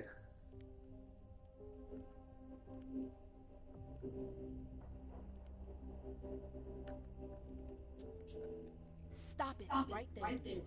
Don't take that tone on me. I choose what lessons to take. We must all remain calm. This is really weird. It's like I'm having a conversation myself. Even from the most unusual sources. That's surprising to hear, coming from a blue blood. At least your Yeah. stories come from a more solid source than a prophecy from a child of Malkov. You don't know what you're talking about. All I'm saying is that whatever the problem is, your hallucinations aren't gonna help us solve So they it. don't like each other.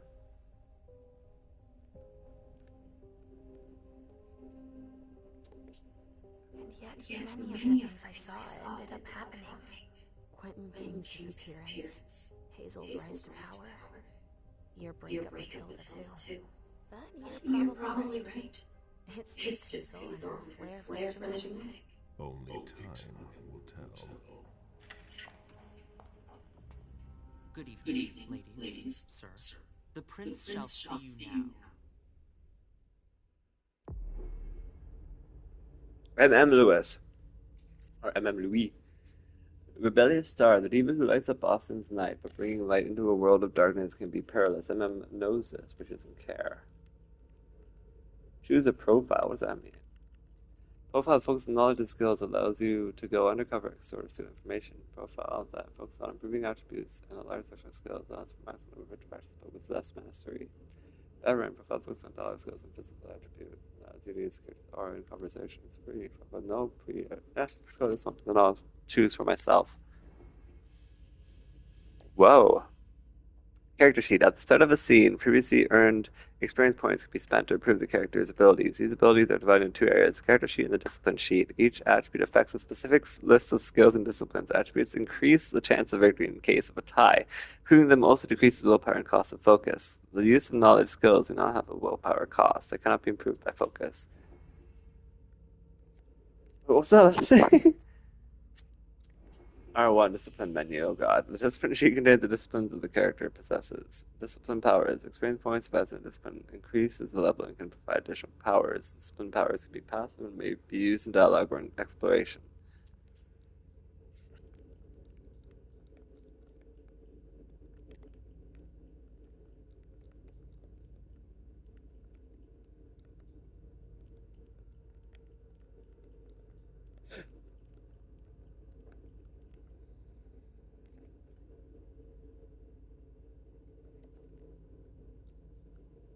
Supernatural perception. Once activated, it heightens your five senses, allows you to see possible futures and read your enemies. Okay. Presence. Discipline tied to charisma, ability to influence emotions of those around you. I feel like that's something more that she's good at, so we should focus on that, right? What about celerity? Discipline that allows you to traverse the environment at high speed as you slow down perception. Yeah, let's go with presence starters. Gives access to presence as a dialogue choice. Presence +1. Cost 45. Maybe we should worry about these first, or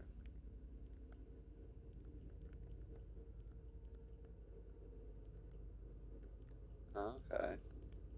So you don't increase individual. Oh, you can increase individual ones and you increase these. Let's increase our social skill. When dialogue ratings are equal, the winner is determined based on a percentage. Alright. Okay, so even when I did that, it didn't actually increase these at all. It just increased that.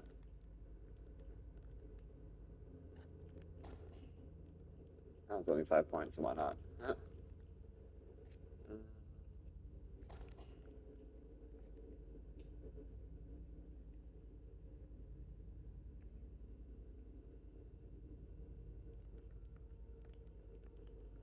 These cost quite a bit more. Rhetoric. Identify and react to social conventions with ease. Can be focused. Can be used in dialogue. Put a point in that, I guess. Bend your opponent's will, but I'm not much of an intimidator. Convince others to agree with your point with logical arguments or by paying their emotions. Psychology. Convince others to do what you want by playing off emotional strengths. Will you pick lock with mechanical safes? Level familiarity with electronic equipment.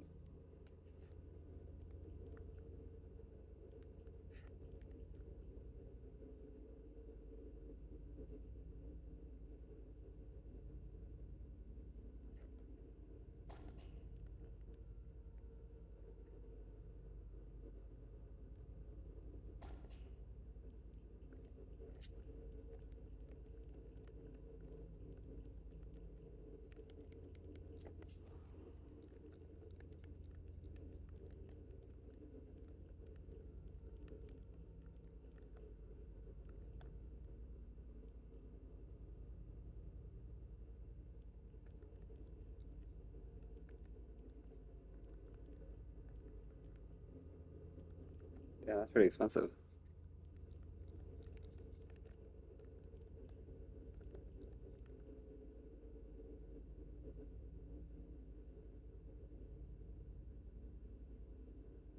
Oh, that's cool. Oh, when I blink, it generates 3 hunger.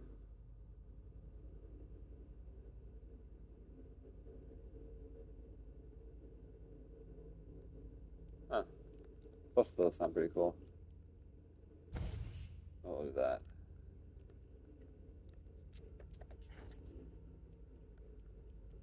Oh, no, I don't have enough for those anymore.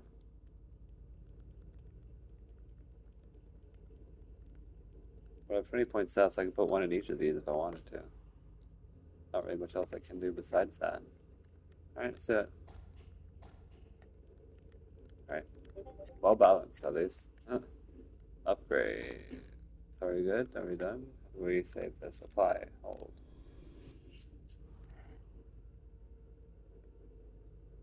Alright.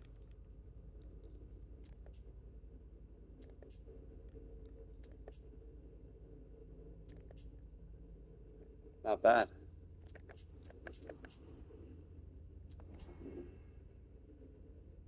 Hey, so how do I go? How do I advance?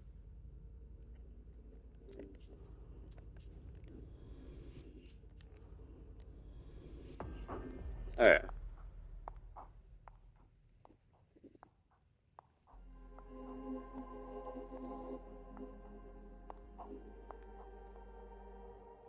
Hazel. She's cool. Delsa. Come in, ma'am.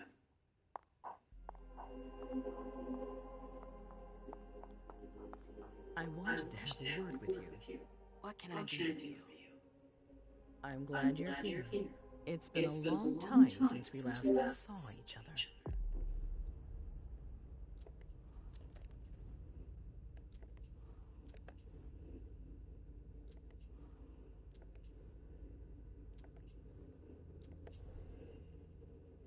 Oh, we got new people.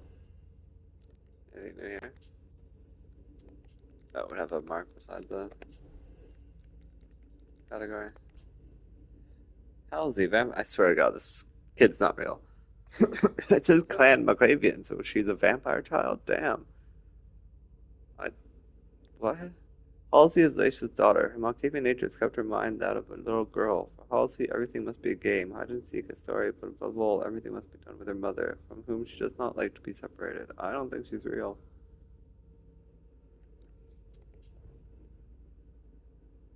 Ventru, 10th generation. Nathan Appleton is the sire. Child of Miley Sellers, 1941 is date of embrace. Hayes was born in 1901 to Scandinavian parents. Her father relocated his maritime freight business to take advantage of the United States' advantageous taxation system. His business prospered considerably there, and in just 15 years he had built his fortune. His daughter undertook her brilliant studies in business and economics at Harvard in 1920 despite the limited education opportunities for women there. Hazel convinced her father to move into the world of banking. She quickly showed a certain astuteness in the subject. She invested in risky but highly profitable markets with an instinct far beyond her age. She naturally drew the attention of investors and rival banks, who went so far as to assassinate her father in order to undermine her. Damn! The police and justice system proved to be complicit in declaring his death a simple accident. Hazel found herself alone in charge of the Iverson Empire at just 38, with no allies to speak of. A prideful embrace. The isolation pushed her to accept a meeting with a group of wealthy Boston financiers in order to ease tensions and competition. In actuality, Nathan Appleton, a deceased textile mogul, had set a trap. Against her will, he brought her back to unlife on her knees, sparing her no humiliation. Appleton embraced her out of pride, but not to be outdone by a woman on his own turf.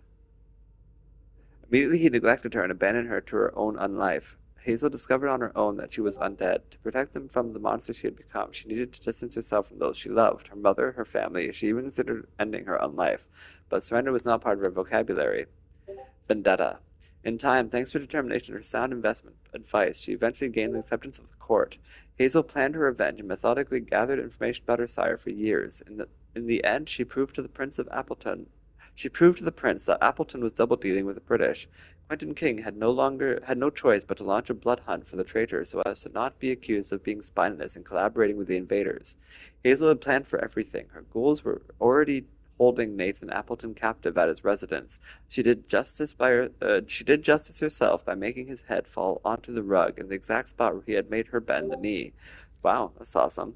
She spared the life of his bodyguard, Delson. Damn, that was the guy standing beside her. Who since that day became her shadow as a token of gratitude. She has since earned the distant respect of many. Wow.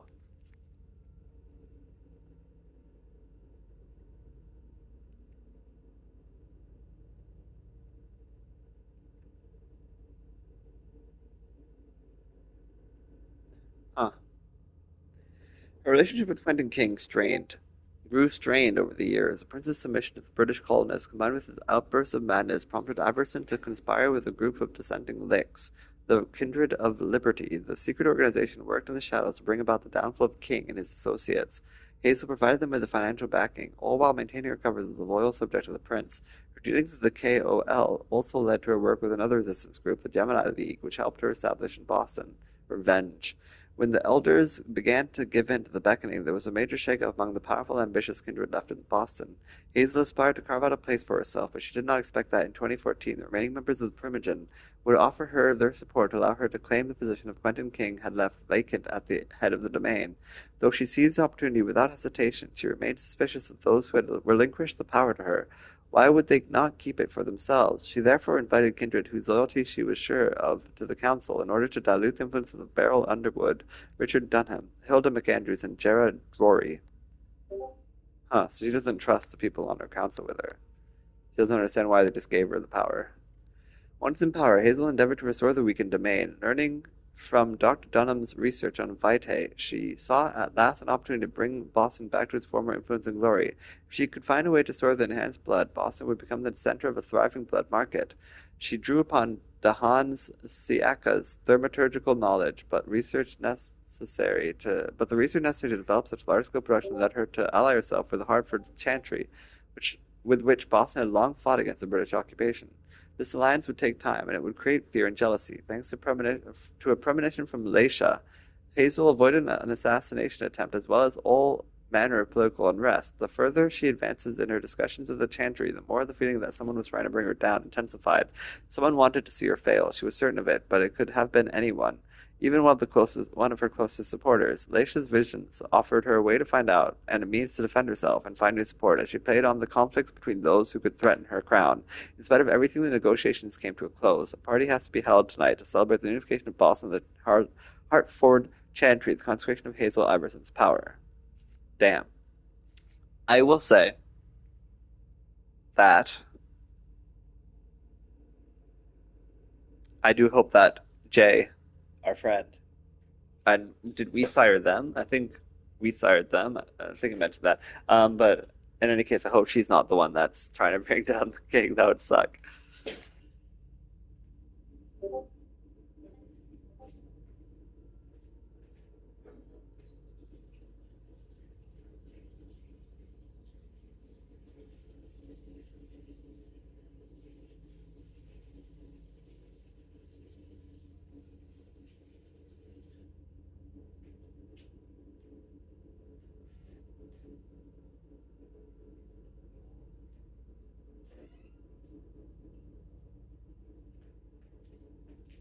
Just give me a minute. I'm just grabbing some water.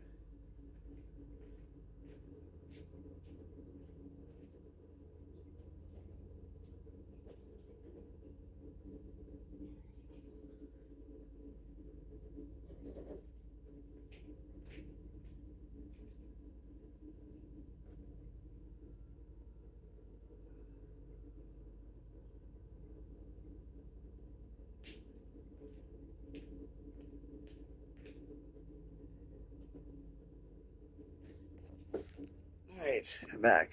I got some water. Put Pokemon on my kitchen TV. Let's check the guild too.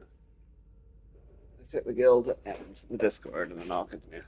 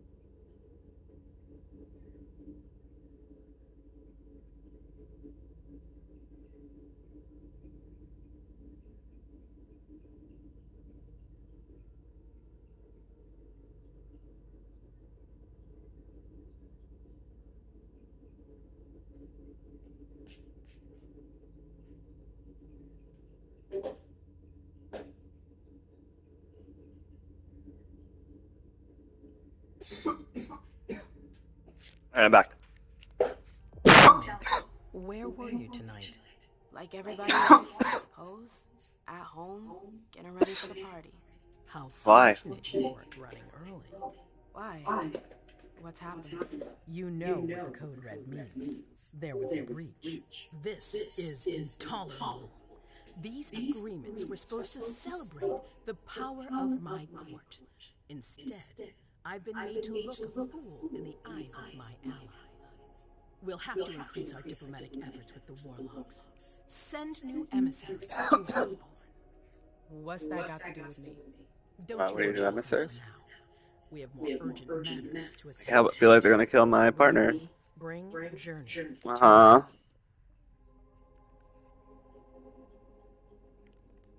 I would love to increase some focus on this, but okay. She hasn't done anything. Hazel. I'll be the judge of that.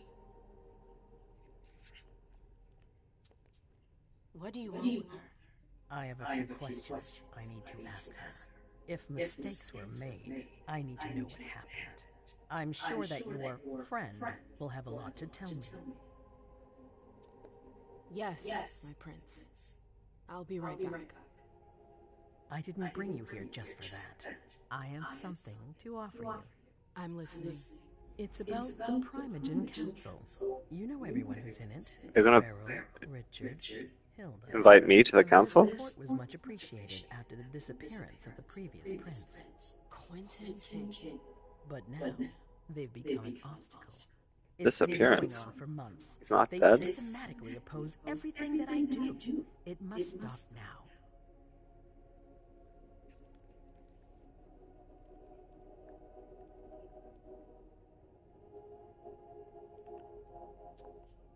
The Just let her face many challenges. finish what she has to say.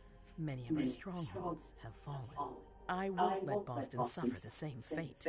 But for that, I need loyal allies. Also, how would you like a spot in the Primogen? What? You've always taken care of your community, MM, without ever asking for anything in return.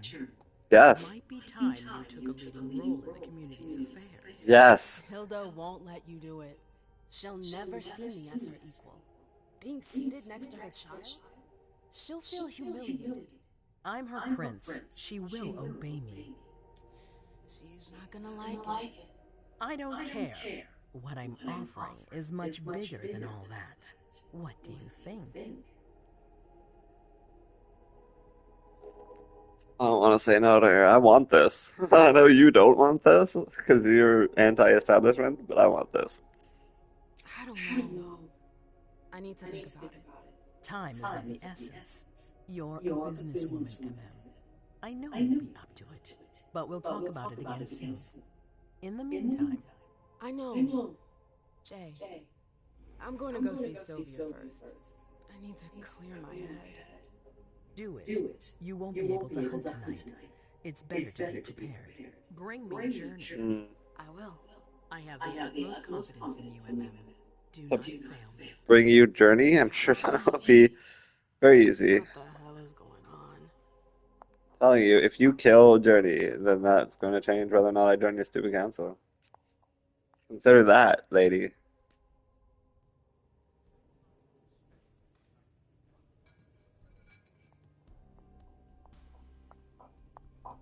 Some of the eyes, especially on the Happy to see people you in who one piece. clearly aren't going to be as I'd used. like some refreshment, please. I didn't Of bother course. so much Such with a the eyes, nice and they look box. I awful. was thinking more like a vessel. Oh, serve yourself. But try not to damage them, okay? They're all I've got left in stock. I get it. I'll be careful. I'm If they're right playing behind you video if you need games anything and else. stuff, that'd be funny.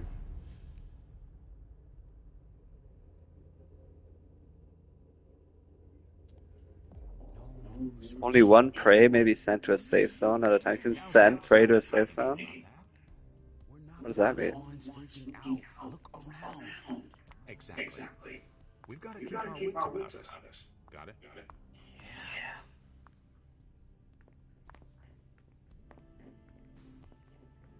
I'll stay here. Hi. Hi. Do you want us to... do you need me? Yes? Um, I won't let me feed. I won't let me feed. What am I doing wrong? Do I have to go somewhere to feed, or do I... Is there a button for knowing how to do shit? Alright, this button. Find a place away from prying eyes. So, okay. Like here? Safe zone found. Prey will magically be revealed as you approach them. To feed, you will need to find a safe zone you can lure prey to. Go after instant prey. If it is surrounded by punch witnesses, sending the prey to the safe zone will increase suspicion of you. Jesus. Now I can take anyone I want. So, do you need me? I do.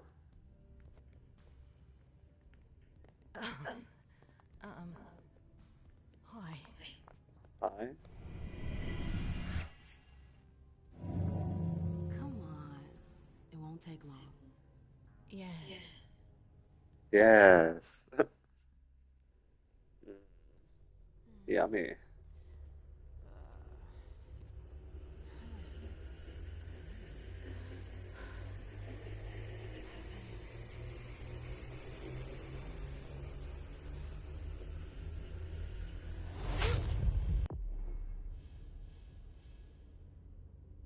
Man, they made this intense, huh? Vampires use their power to charm or subdue their prey. It says, hunger when feeding on prey, you can control the amount that you take. Press on hold. Oh, Jesus. Oh, no. You do not press the button, or if you don't release it before the power is full, the prey will die. Oh, shit. That filled up really fast.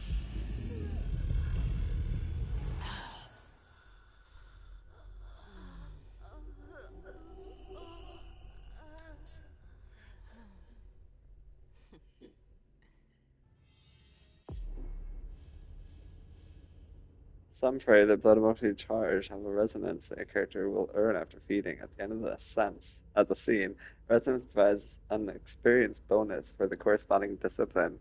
Sanguine resonance. Oh, cool. Experience bonus on discipline. If more than one resonance is acquired during a given scene, only the last one required is saved.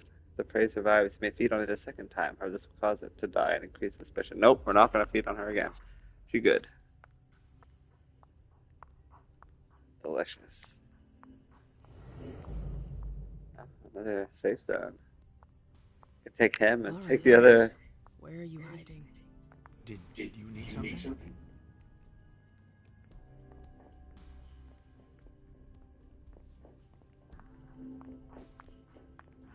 Let me know if I can help.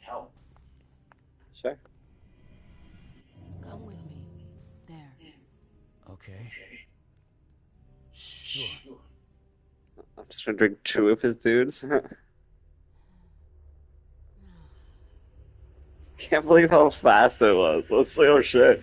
I guess that's what it feels to be a vampire. You don't even notice. They're just like, oh shit, I just killed him.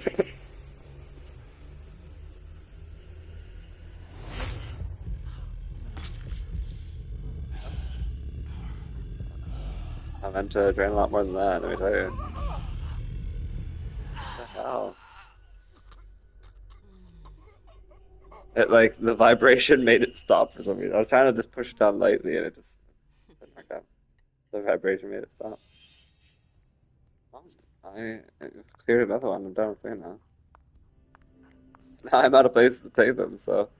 Oh, wait, there's more over here.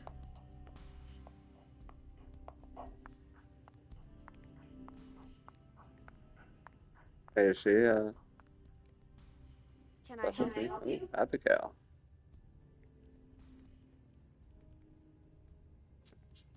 I've I feel got to like talk to she was Jay. mentioned in the. You haven't seen her, have you? No, you should ask April. It's a good idea. Thanks for the advice. Do you still work for April? Well, aren't you rude? Uh, My loyalty is with the court. Seems like Bosley's leading you around by the nose, though. She's got some extra responsibilities, sure, but that's it. I have my own agenda. Mm-hmm. I'm not surprised. what does that mean?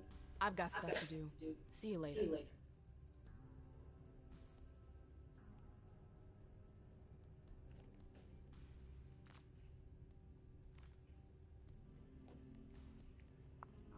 We should hopefully come up soon. What a shitty night. Do you think the Code Red will last much longer? I hope not. The faster I get out of here, the better. What? And Mem Lewis, the Black Rattler's Rose, is afraid of a handful of politicians? God, no. Fine. Let me know if I can do anything for you.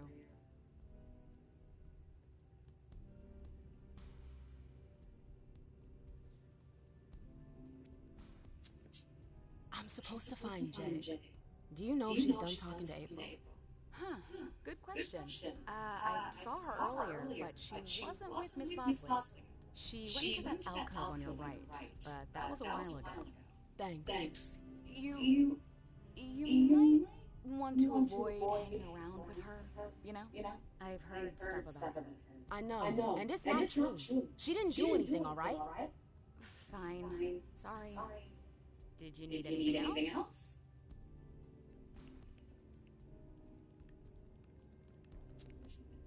Miss Iverson has the top floor all to herself.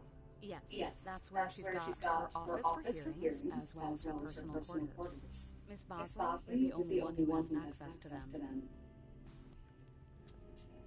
I heard the Prince put together a surveillance unit. Yeah, the cave. Mr. Leto and his team spend their nights there. It's just Fun. below us. But don't even think about going down there. It's only for sewer rats. The Nosferatu. Thanks for the vessel. My pleasure. Come back anytime you want.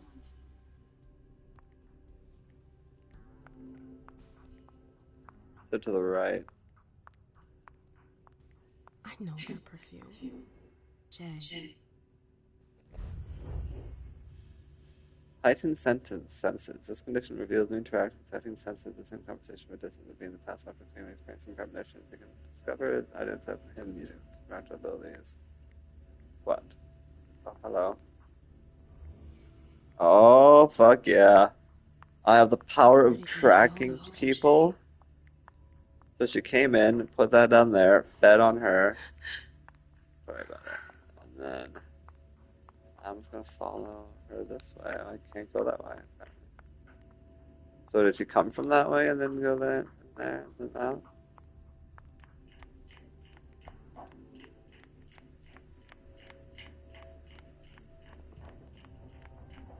Underwood and Fang. Bazora's ears must be burning. I didn't think I'd see you again so soon.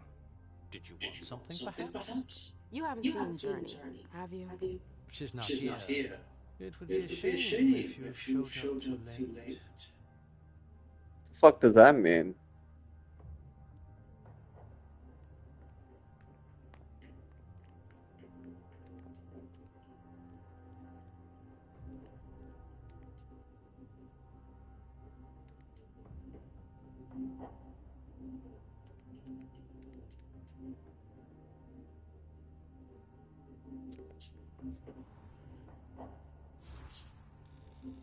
Good. Watch it, Beryl. Come on, I was just kidding. I was just pulling your leg. I don't know anything about it. Say hi to Hilda for me when you see her, will you?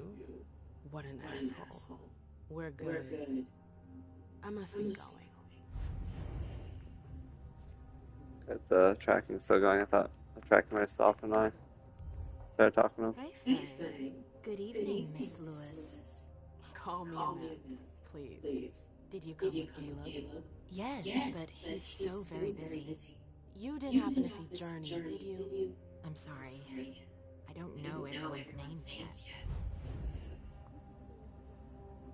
Surely I could describe Journey.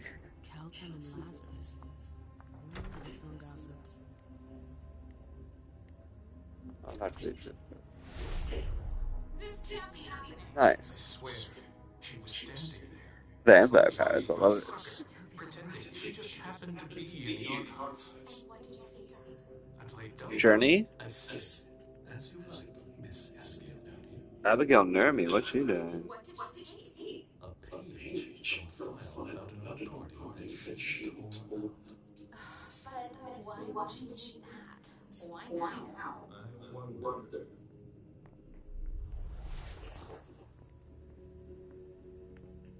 I'm sorry if he was coming for me. Huh.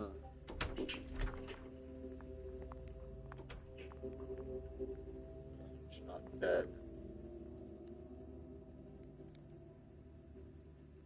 Oh, good thing I put a point in technology, damn. This is gonna cost everything I've got left. Jay was looking for a file that Jar had sent from the archives. Interesting.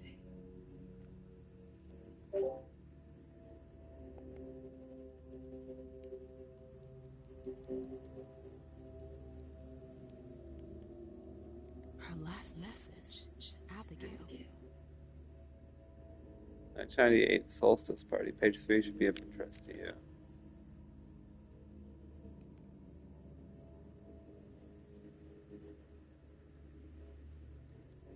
Huh. The file. I wonder where they put it. That could be of interest to you.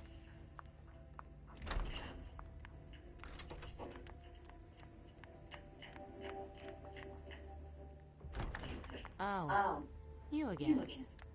what do you want? I don't know where Jay is. April. Have you seen Jay anywhere? You can't let her out of your sight for 2 seconds. The prince Darling. sent me to get her. I can't discuss that with you. What?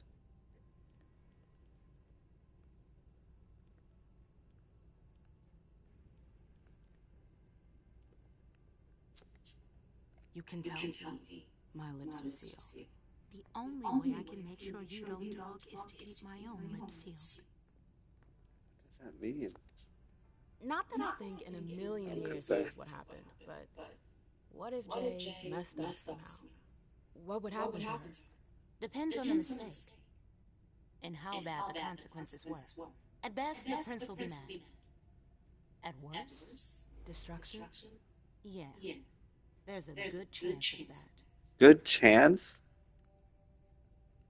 I like it. Yeah, I'm out of focus, so I can't. How do I get more focus?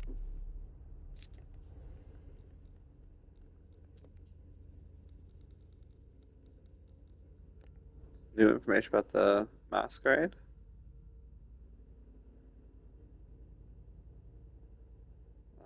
I'm sure I already read that. That's weird. I'm curious about gameplay stuff. Oh, we got a new thing on Journey. Hey, Jay. Journey was born in Boston in 1904. Date of embrace, 1938. 12th generation. I didn't sire her. She was from a long line of musicians and took to the stage with her parents at a young age. Joined the violin section at the New England Conservatory of Music. Journey showed great interest and could play in any style. After completing her studies and graduating with honors, she opted for a career teaching at the conservatory that trained her.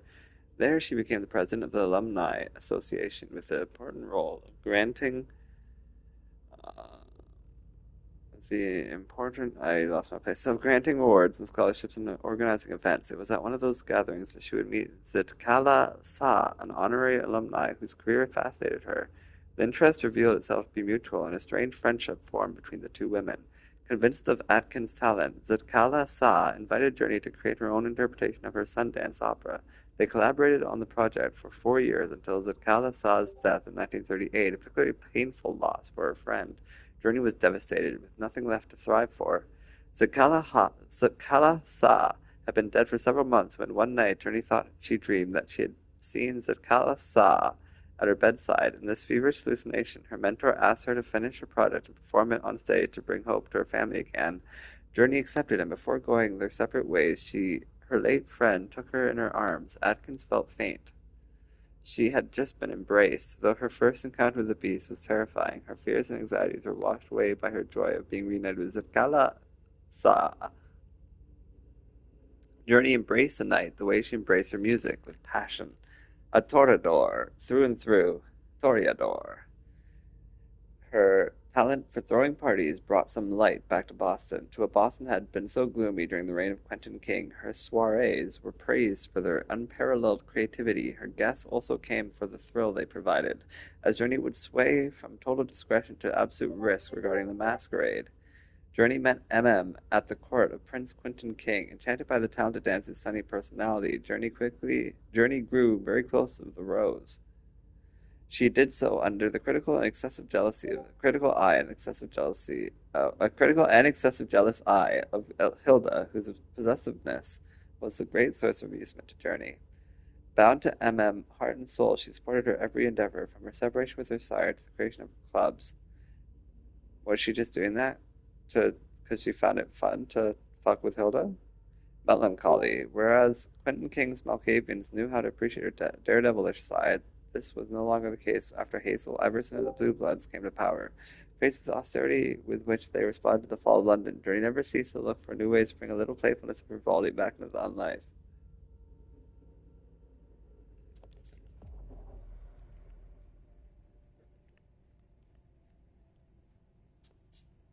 Fine. I won't insist. If you see her, tell her I'm looking for her. Yeah, sure. What attitude? It's a good thing I was careful earlier. Careful about what?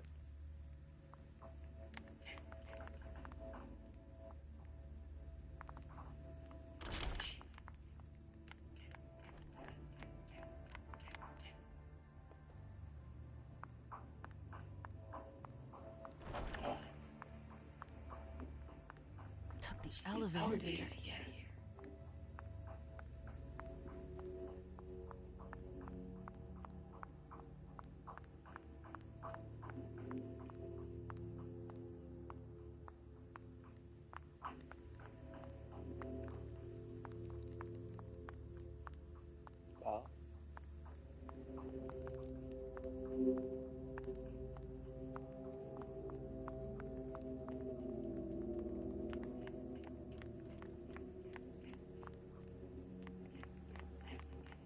Well, oh, so she went in here, then bounced to there to check her email.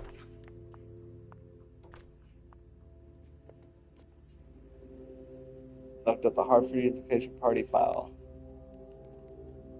She pulled out and took it over here into archives.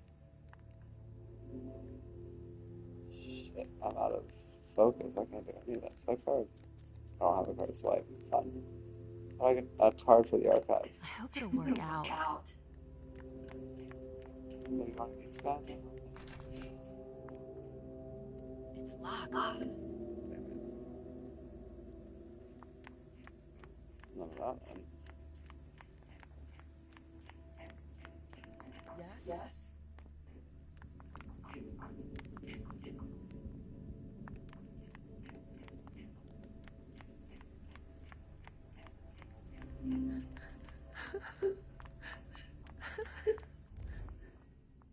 Can I help you?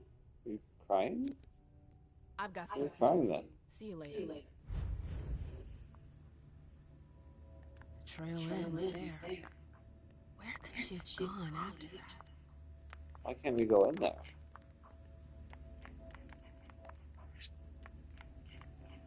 You want to...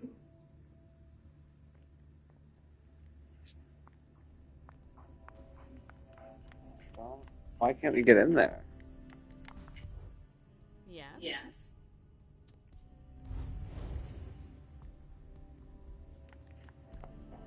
I'm sure. You have better things to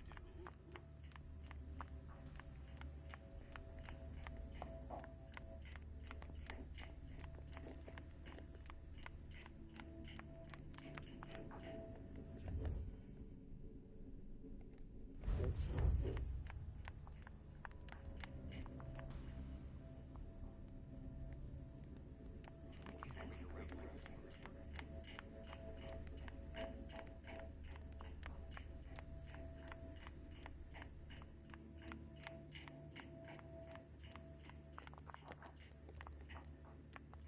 I mean, by all intents and purposes, she's probably still in there. Why can't I get there then? That can't be good. Why won't she answer?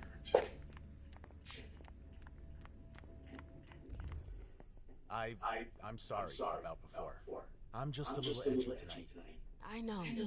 This isn't the first time we've gotten in a fight over nothing. Your child, Imani. She was there. Still no news. No. Radio silence. And Hazel refuses to talk to me. I spent months kowtowing to those Hartford assholes for this agreement. If she has the info, now's not the time to hold it back. These Hartford guys. How well do you know them? Well enough. I won't let things end like that. I'm looking for Journey. Have you seen her? No, I'm sorry. I assume you've already tried her office? You told me you knew the Hartford Warlocks well. Yeah, some of them.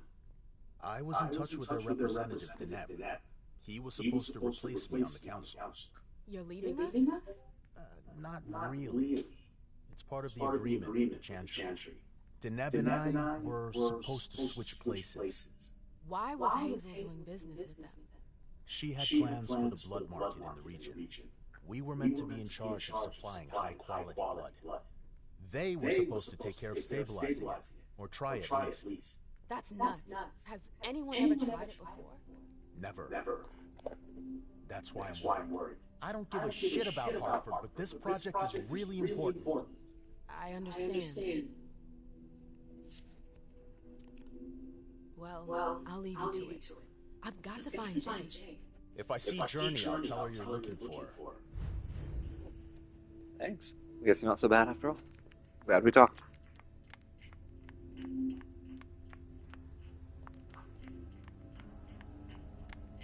Sorry, ma'am.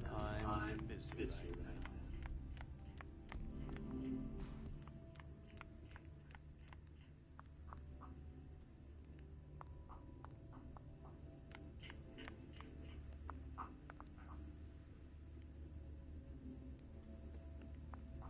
Mind your own business, Sil.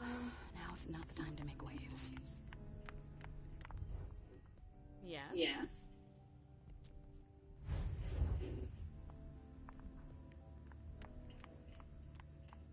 I don't understand why we can't go in here and check on her.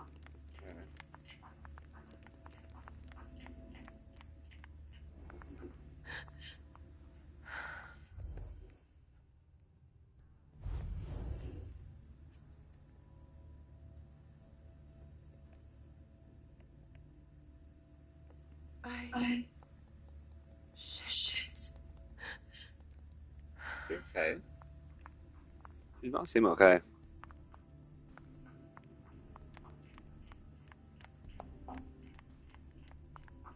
Can I help you? Could you give me a card thing so that I can get into the archive? That would be nice. I wonder if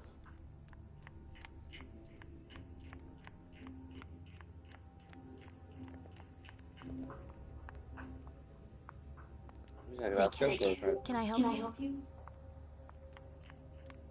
yeah, you can give me a card thing.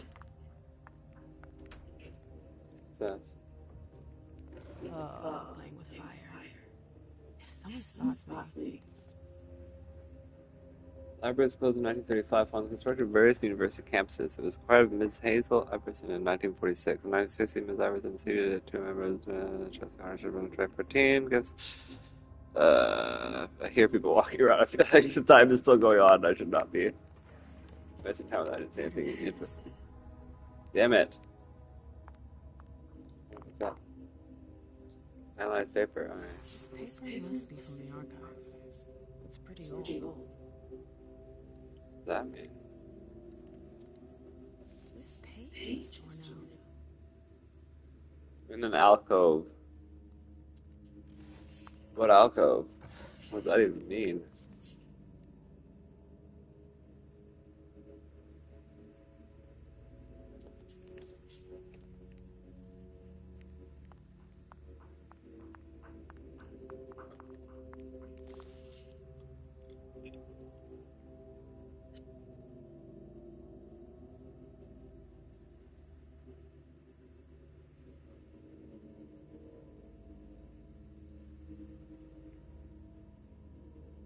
Is that the problem? They're not making profits? They sold up profits? No. Really not. Damn, I do not have the focus for that.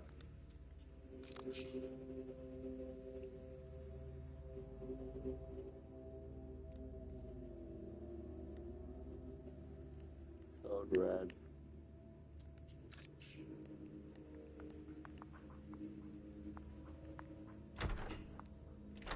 I've gotta hurry. I'm not supposed to be here. Is that an archive key? Magnetic key card, but that's the archive key. Sold sheet. Public Sound Library. Maybe some old books. Just a list of a bunch of different libraries. The access is risky. Huh.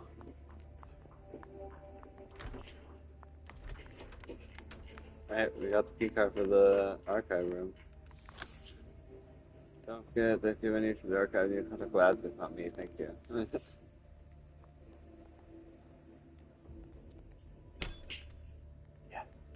Jay, what were you doing in the archives? House Unborrowed by J. Jared Rory. Probably that same day. Hartford Unification Party. They're all caring about this party. There was one before that. Prince's birthday party. A Lazarus.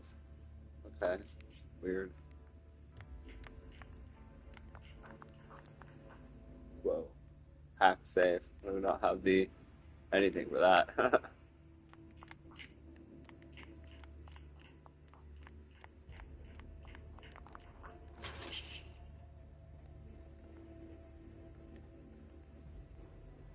So we can be too hunger. Let's try reading it first. File about a party from a few years ago. It's the one Journey asked Abigail to look at.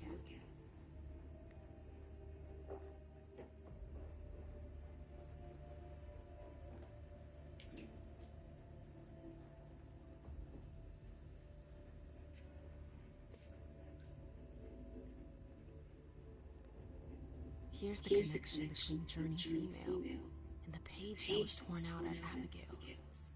Journey asked Abigail to meet her in an alcove at the bar. Abigail. We've got to talk.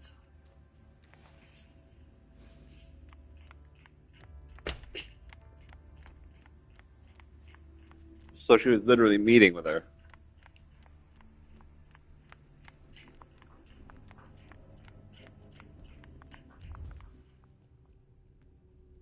Can I help you? I told you I was looking for Jay earlier. And I found the note she left you. I wonder what April would say if I showed it to her. You went through my stuff? Is that all you're worried about? No. It wasn't personal. Journey was in a panic. She asked me for the pass to get into Jar's apartment. Did she say why? Only that she was looking for evidence. I didn't really get it. Let's keep this between us, alright? April's got other fish to fry. I'll see. I'll be frying my fish if I don't find fucking Jay. Jar's apartment. That's on the Primogen. What was Jay looking for up there? Miss Lewis.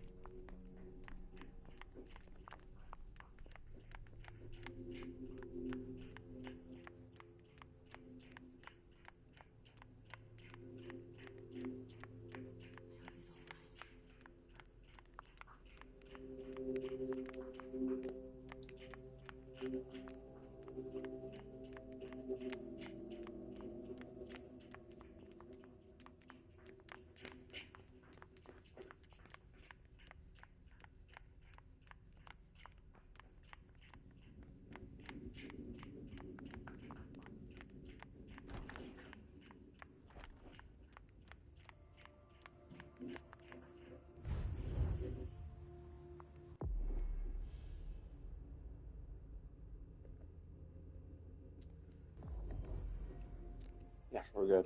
Yeah, we're good.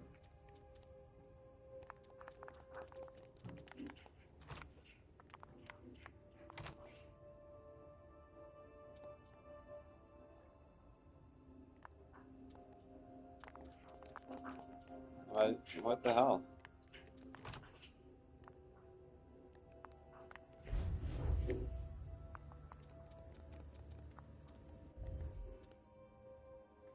Fuck, you have to hold down.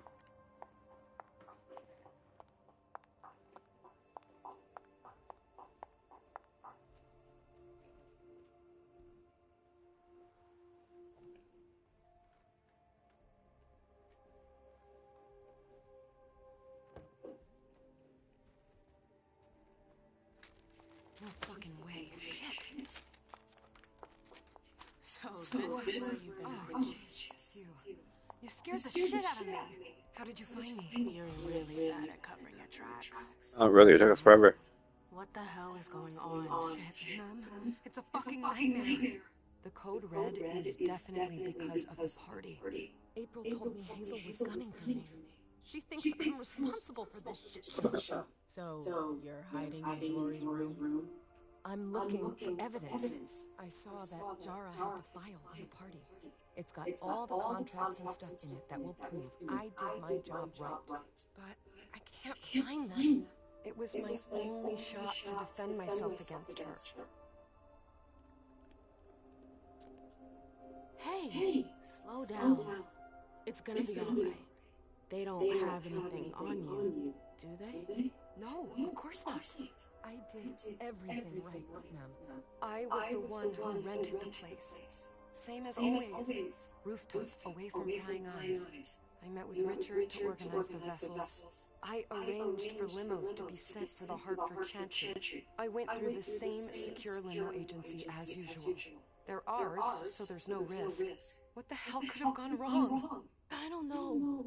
But there's no time to think about it. Hazel wants to see you. And she asked you? It's gonna be fine, Jay. I'm sure you can explain everything. I'm scared, ma'am. Don't worry about anything. I'm here. I'll follow you.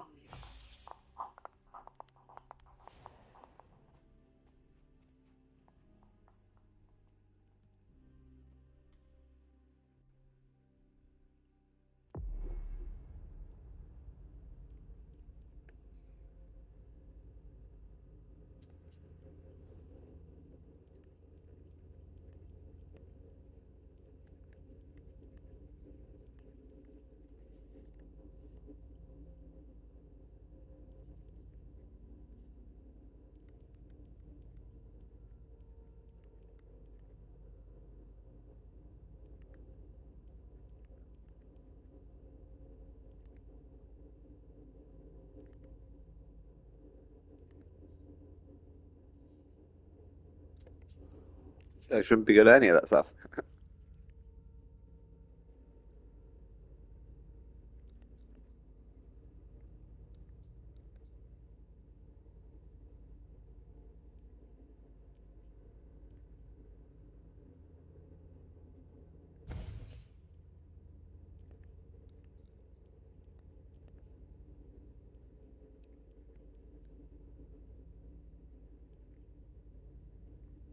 Wow, you can steal someone's identity.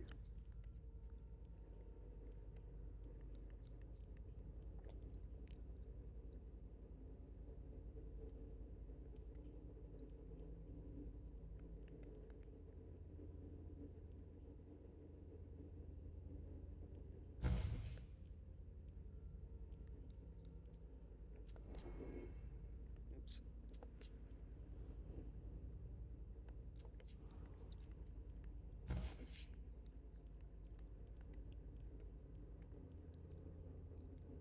Oh, I really wanted that one.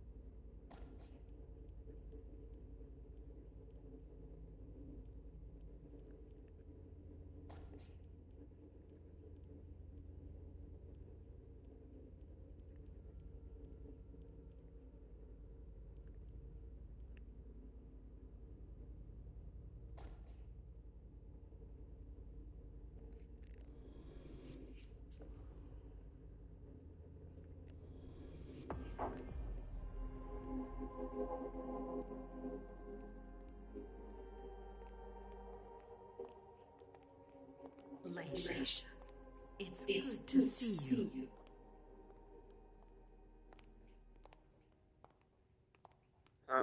Her kid's still there. I'm Because pretty sure doesn't exist. How was your reunion? She didn't look. Prince Thank didn't you, look. Hazel. Your gift was wonderful. You shouldn't have trouble. You're welcome. We should never have kept you apart for this long. Good She's not evening, looking at her though. I bet Good it's evening, Laisha. she's just indulging her fucking delusions. How are you? None of them are looking at her. I feel great. Better and better since I got my little sugar things back. Wonderful. I haven't seen Richard yet. Are they even Does he know helping I've her been with the released from the delusions? institute? No, I'm the prince. It was my decision. He is your psychiatrist, but you don't need his permission for everything. He wasn't at the party, was he? I'm searching for everyone who's still missing. Don't worry about him. What happened at the party? Laisha, I know I can be frank with you. For 4 years, I have been working to heal the city's wounds. You've already helped me avoid traps in the past.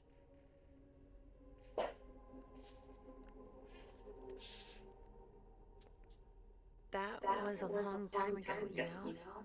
I can barely... You've helped me to foil conspiracies, make the right decisions for the domain. You're not like the other children of Malkav. Quentin King knew that. The Mad King. I remember, yeah. I had you released from the Institute because your premonitions are the most detailed, the most accurate. I wanted them to help me understand. I feel like she's the being Shadows used. plan more clearly before we signed our agreement with them. But this alert changes everything. I need to understand what's just happened. Did you sense anything, possibly about what happened tonight?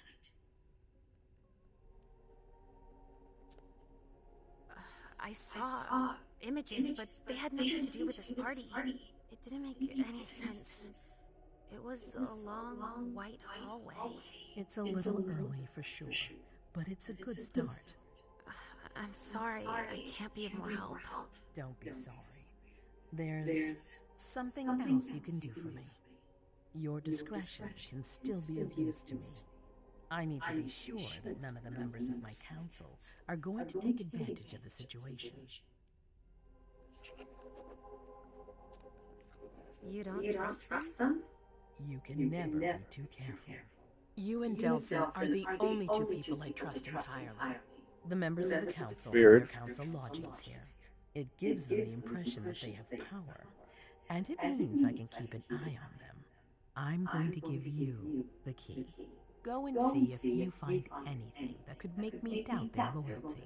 Anything that might make me think there's something in the works.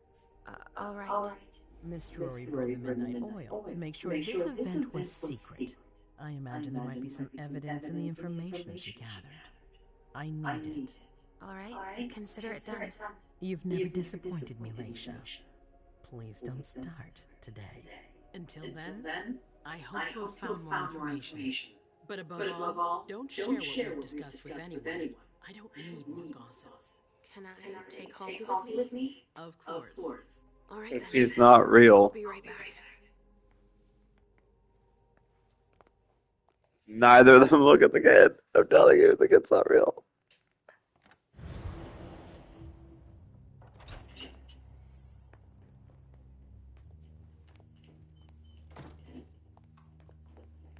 Oh, now they're both using their powers to be unseen.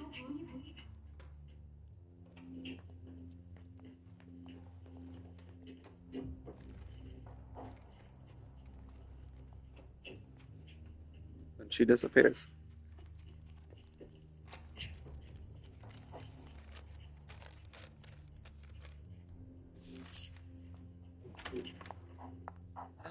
They were both in the room, and we didn't know. Now I'm the one buying into the kid. The fuck? She saw the picture.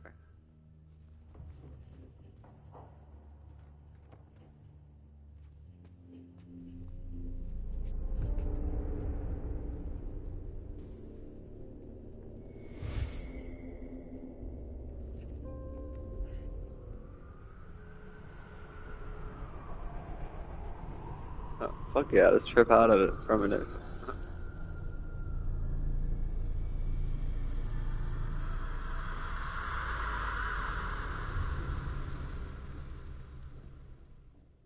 What?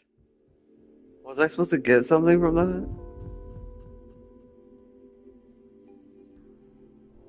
Sometimes I have to be careful. Trade gain, introspective. They're gone. It's fine. We know what happened. Mom, I'm We were going there. to Ritz's to see if he has my teddy.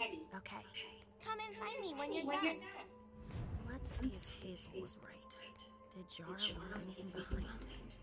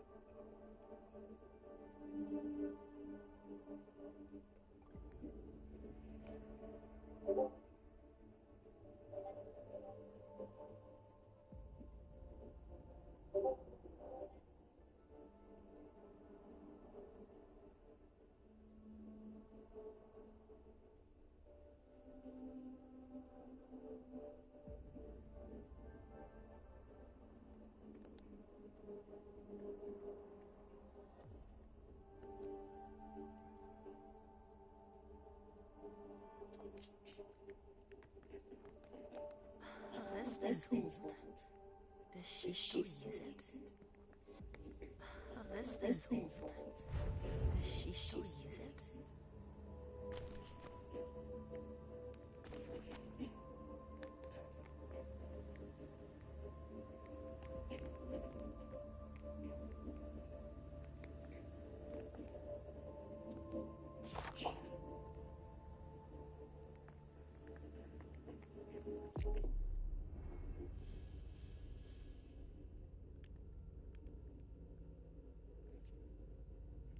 Oh, cool.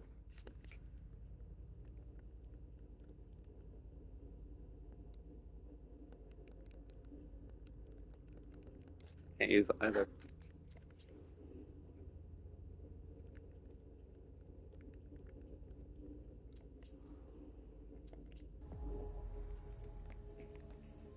There are traces, but I can't break their illusion. It's much too strong.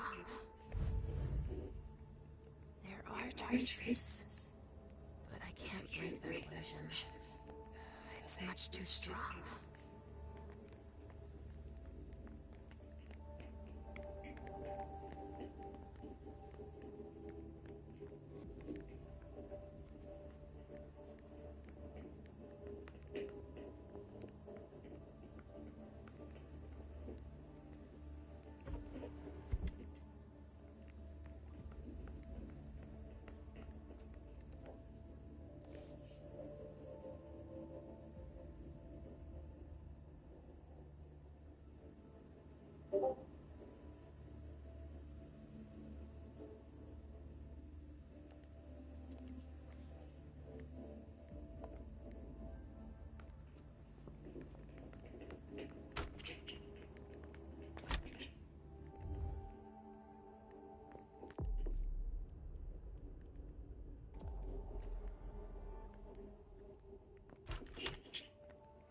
Anyway, I feel like I should call it there. It's almost 1. Usually, lately I've been watching Kind of Funny. We've had this for a while. 3 hours, damn. I have no idea what else we're supposed to do. I kind of did, so are we good? Oh, shit. Locked from the other side. What happened to our daughter?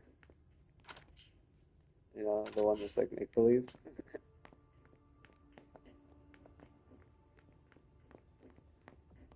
It looks like one of Richard's Rorschach tests. In green. Even with the color, I still see the same things always. Blood.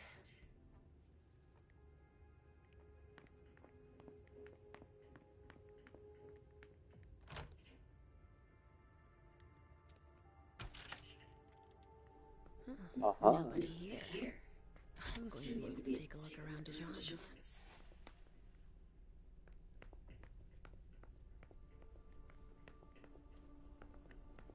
The Salem Gazette.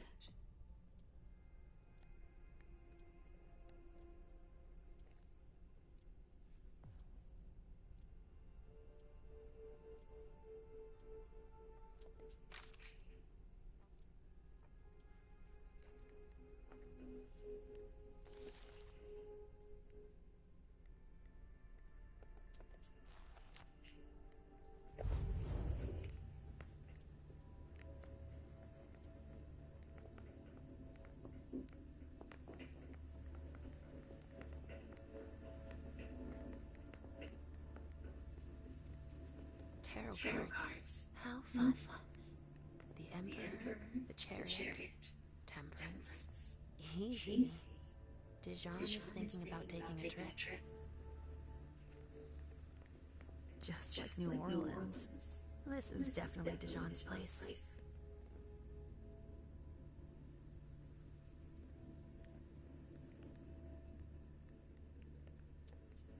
A bird.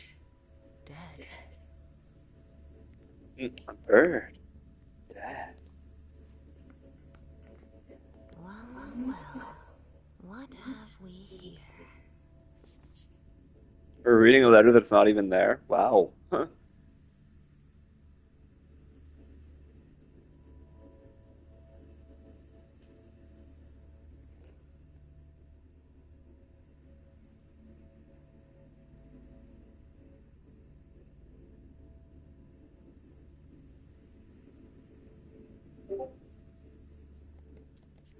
He didn't finish his letter. But that'll be enough for Hazel to make up her mind about him.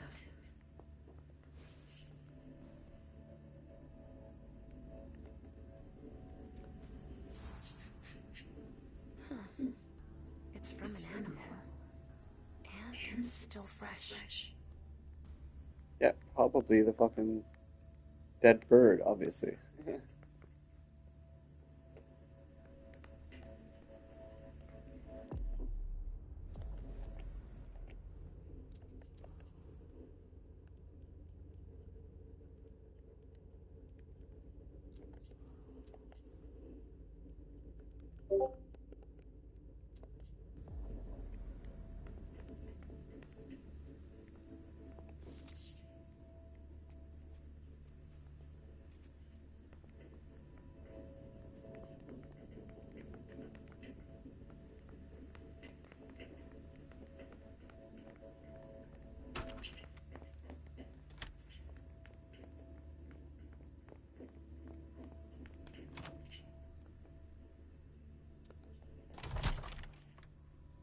Nobody's allowed to go in or out.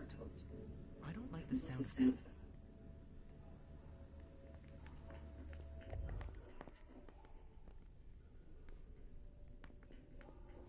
I'm sorry, I can't let you through. The prince wants this floor under surveillance. I'm carrying out orders.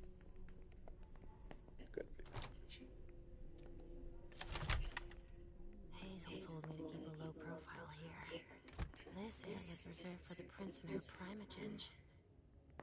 Shit. Hilda's in her office.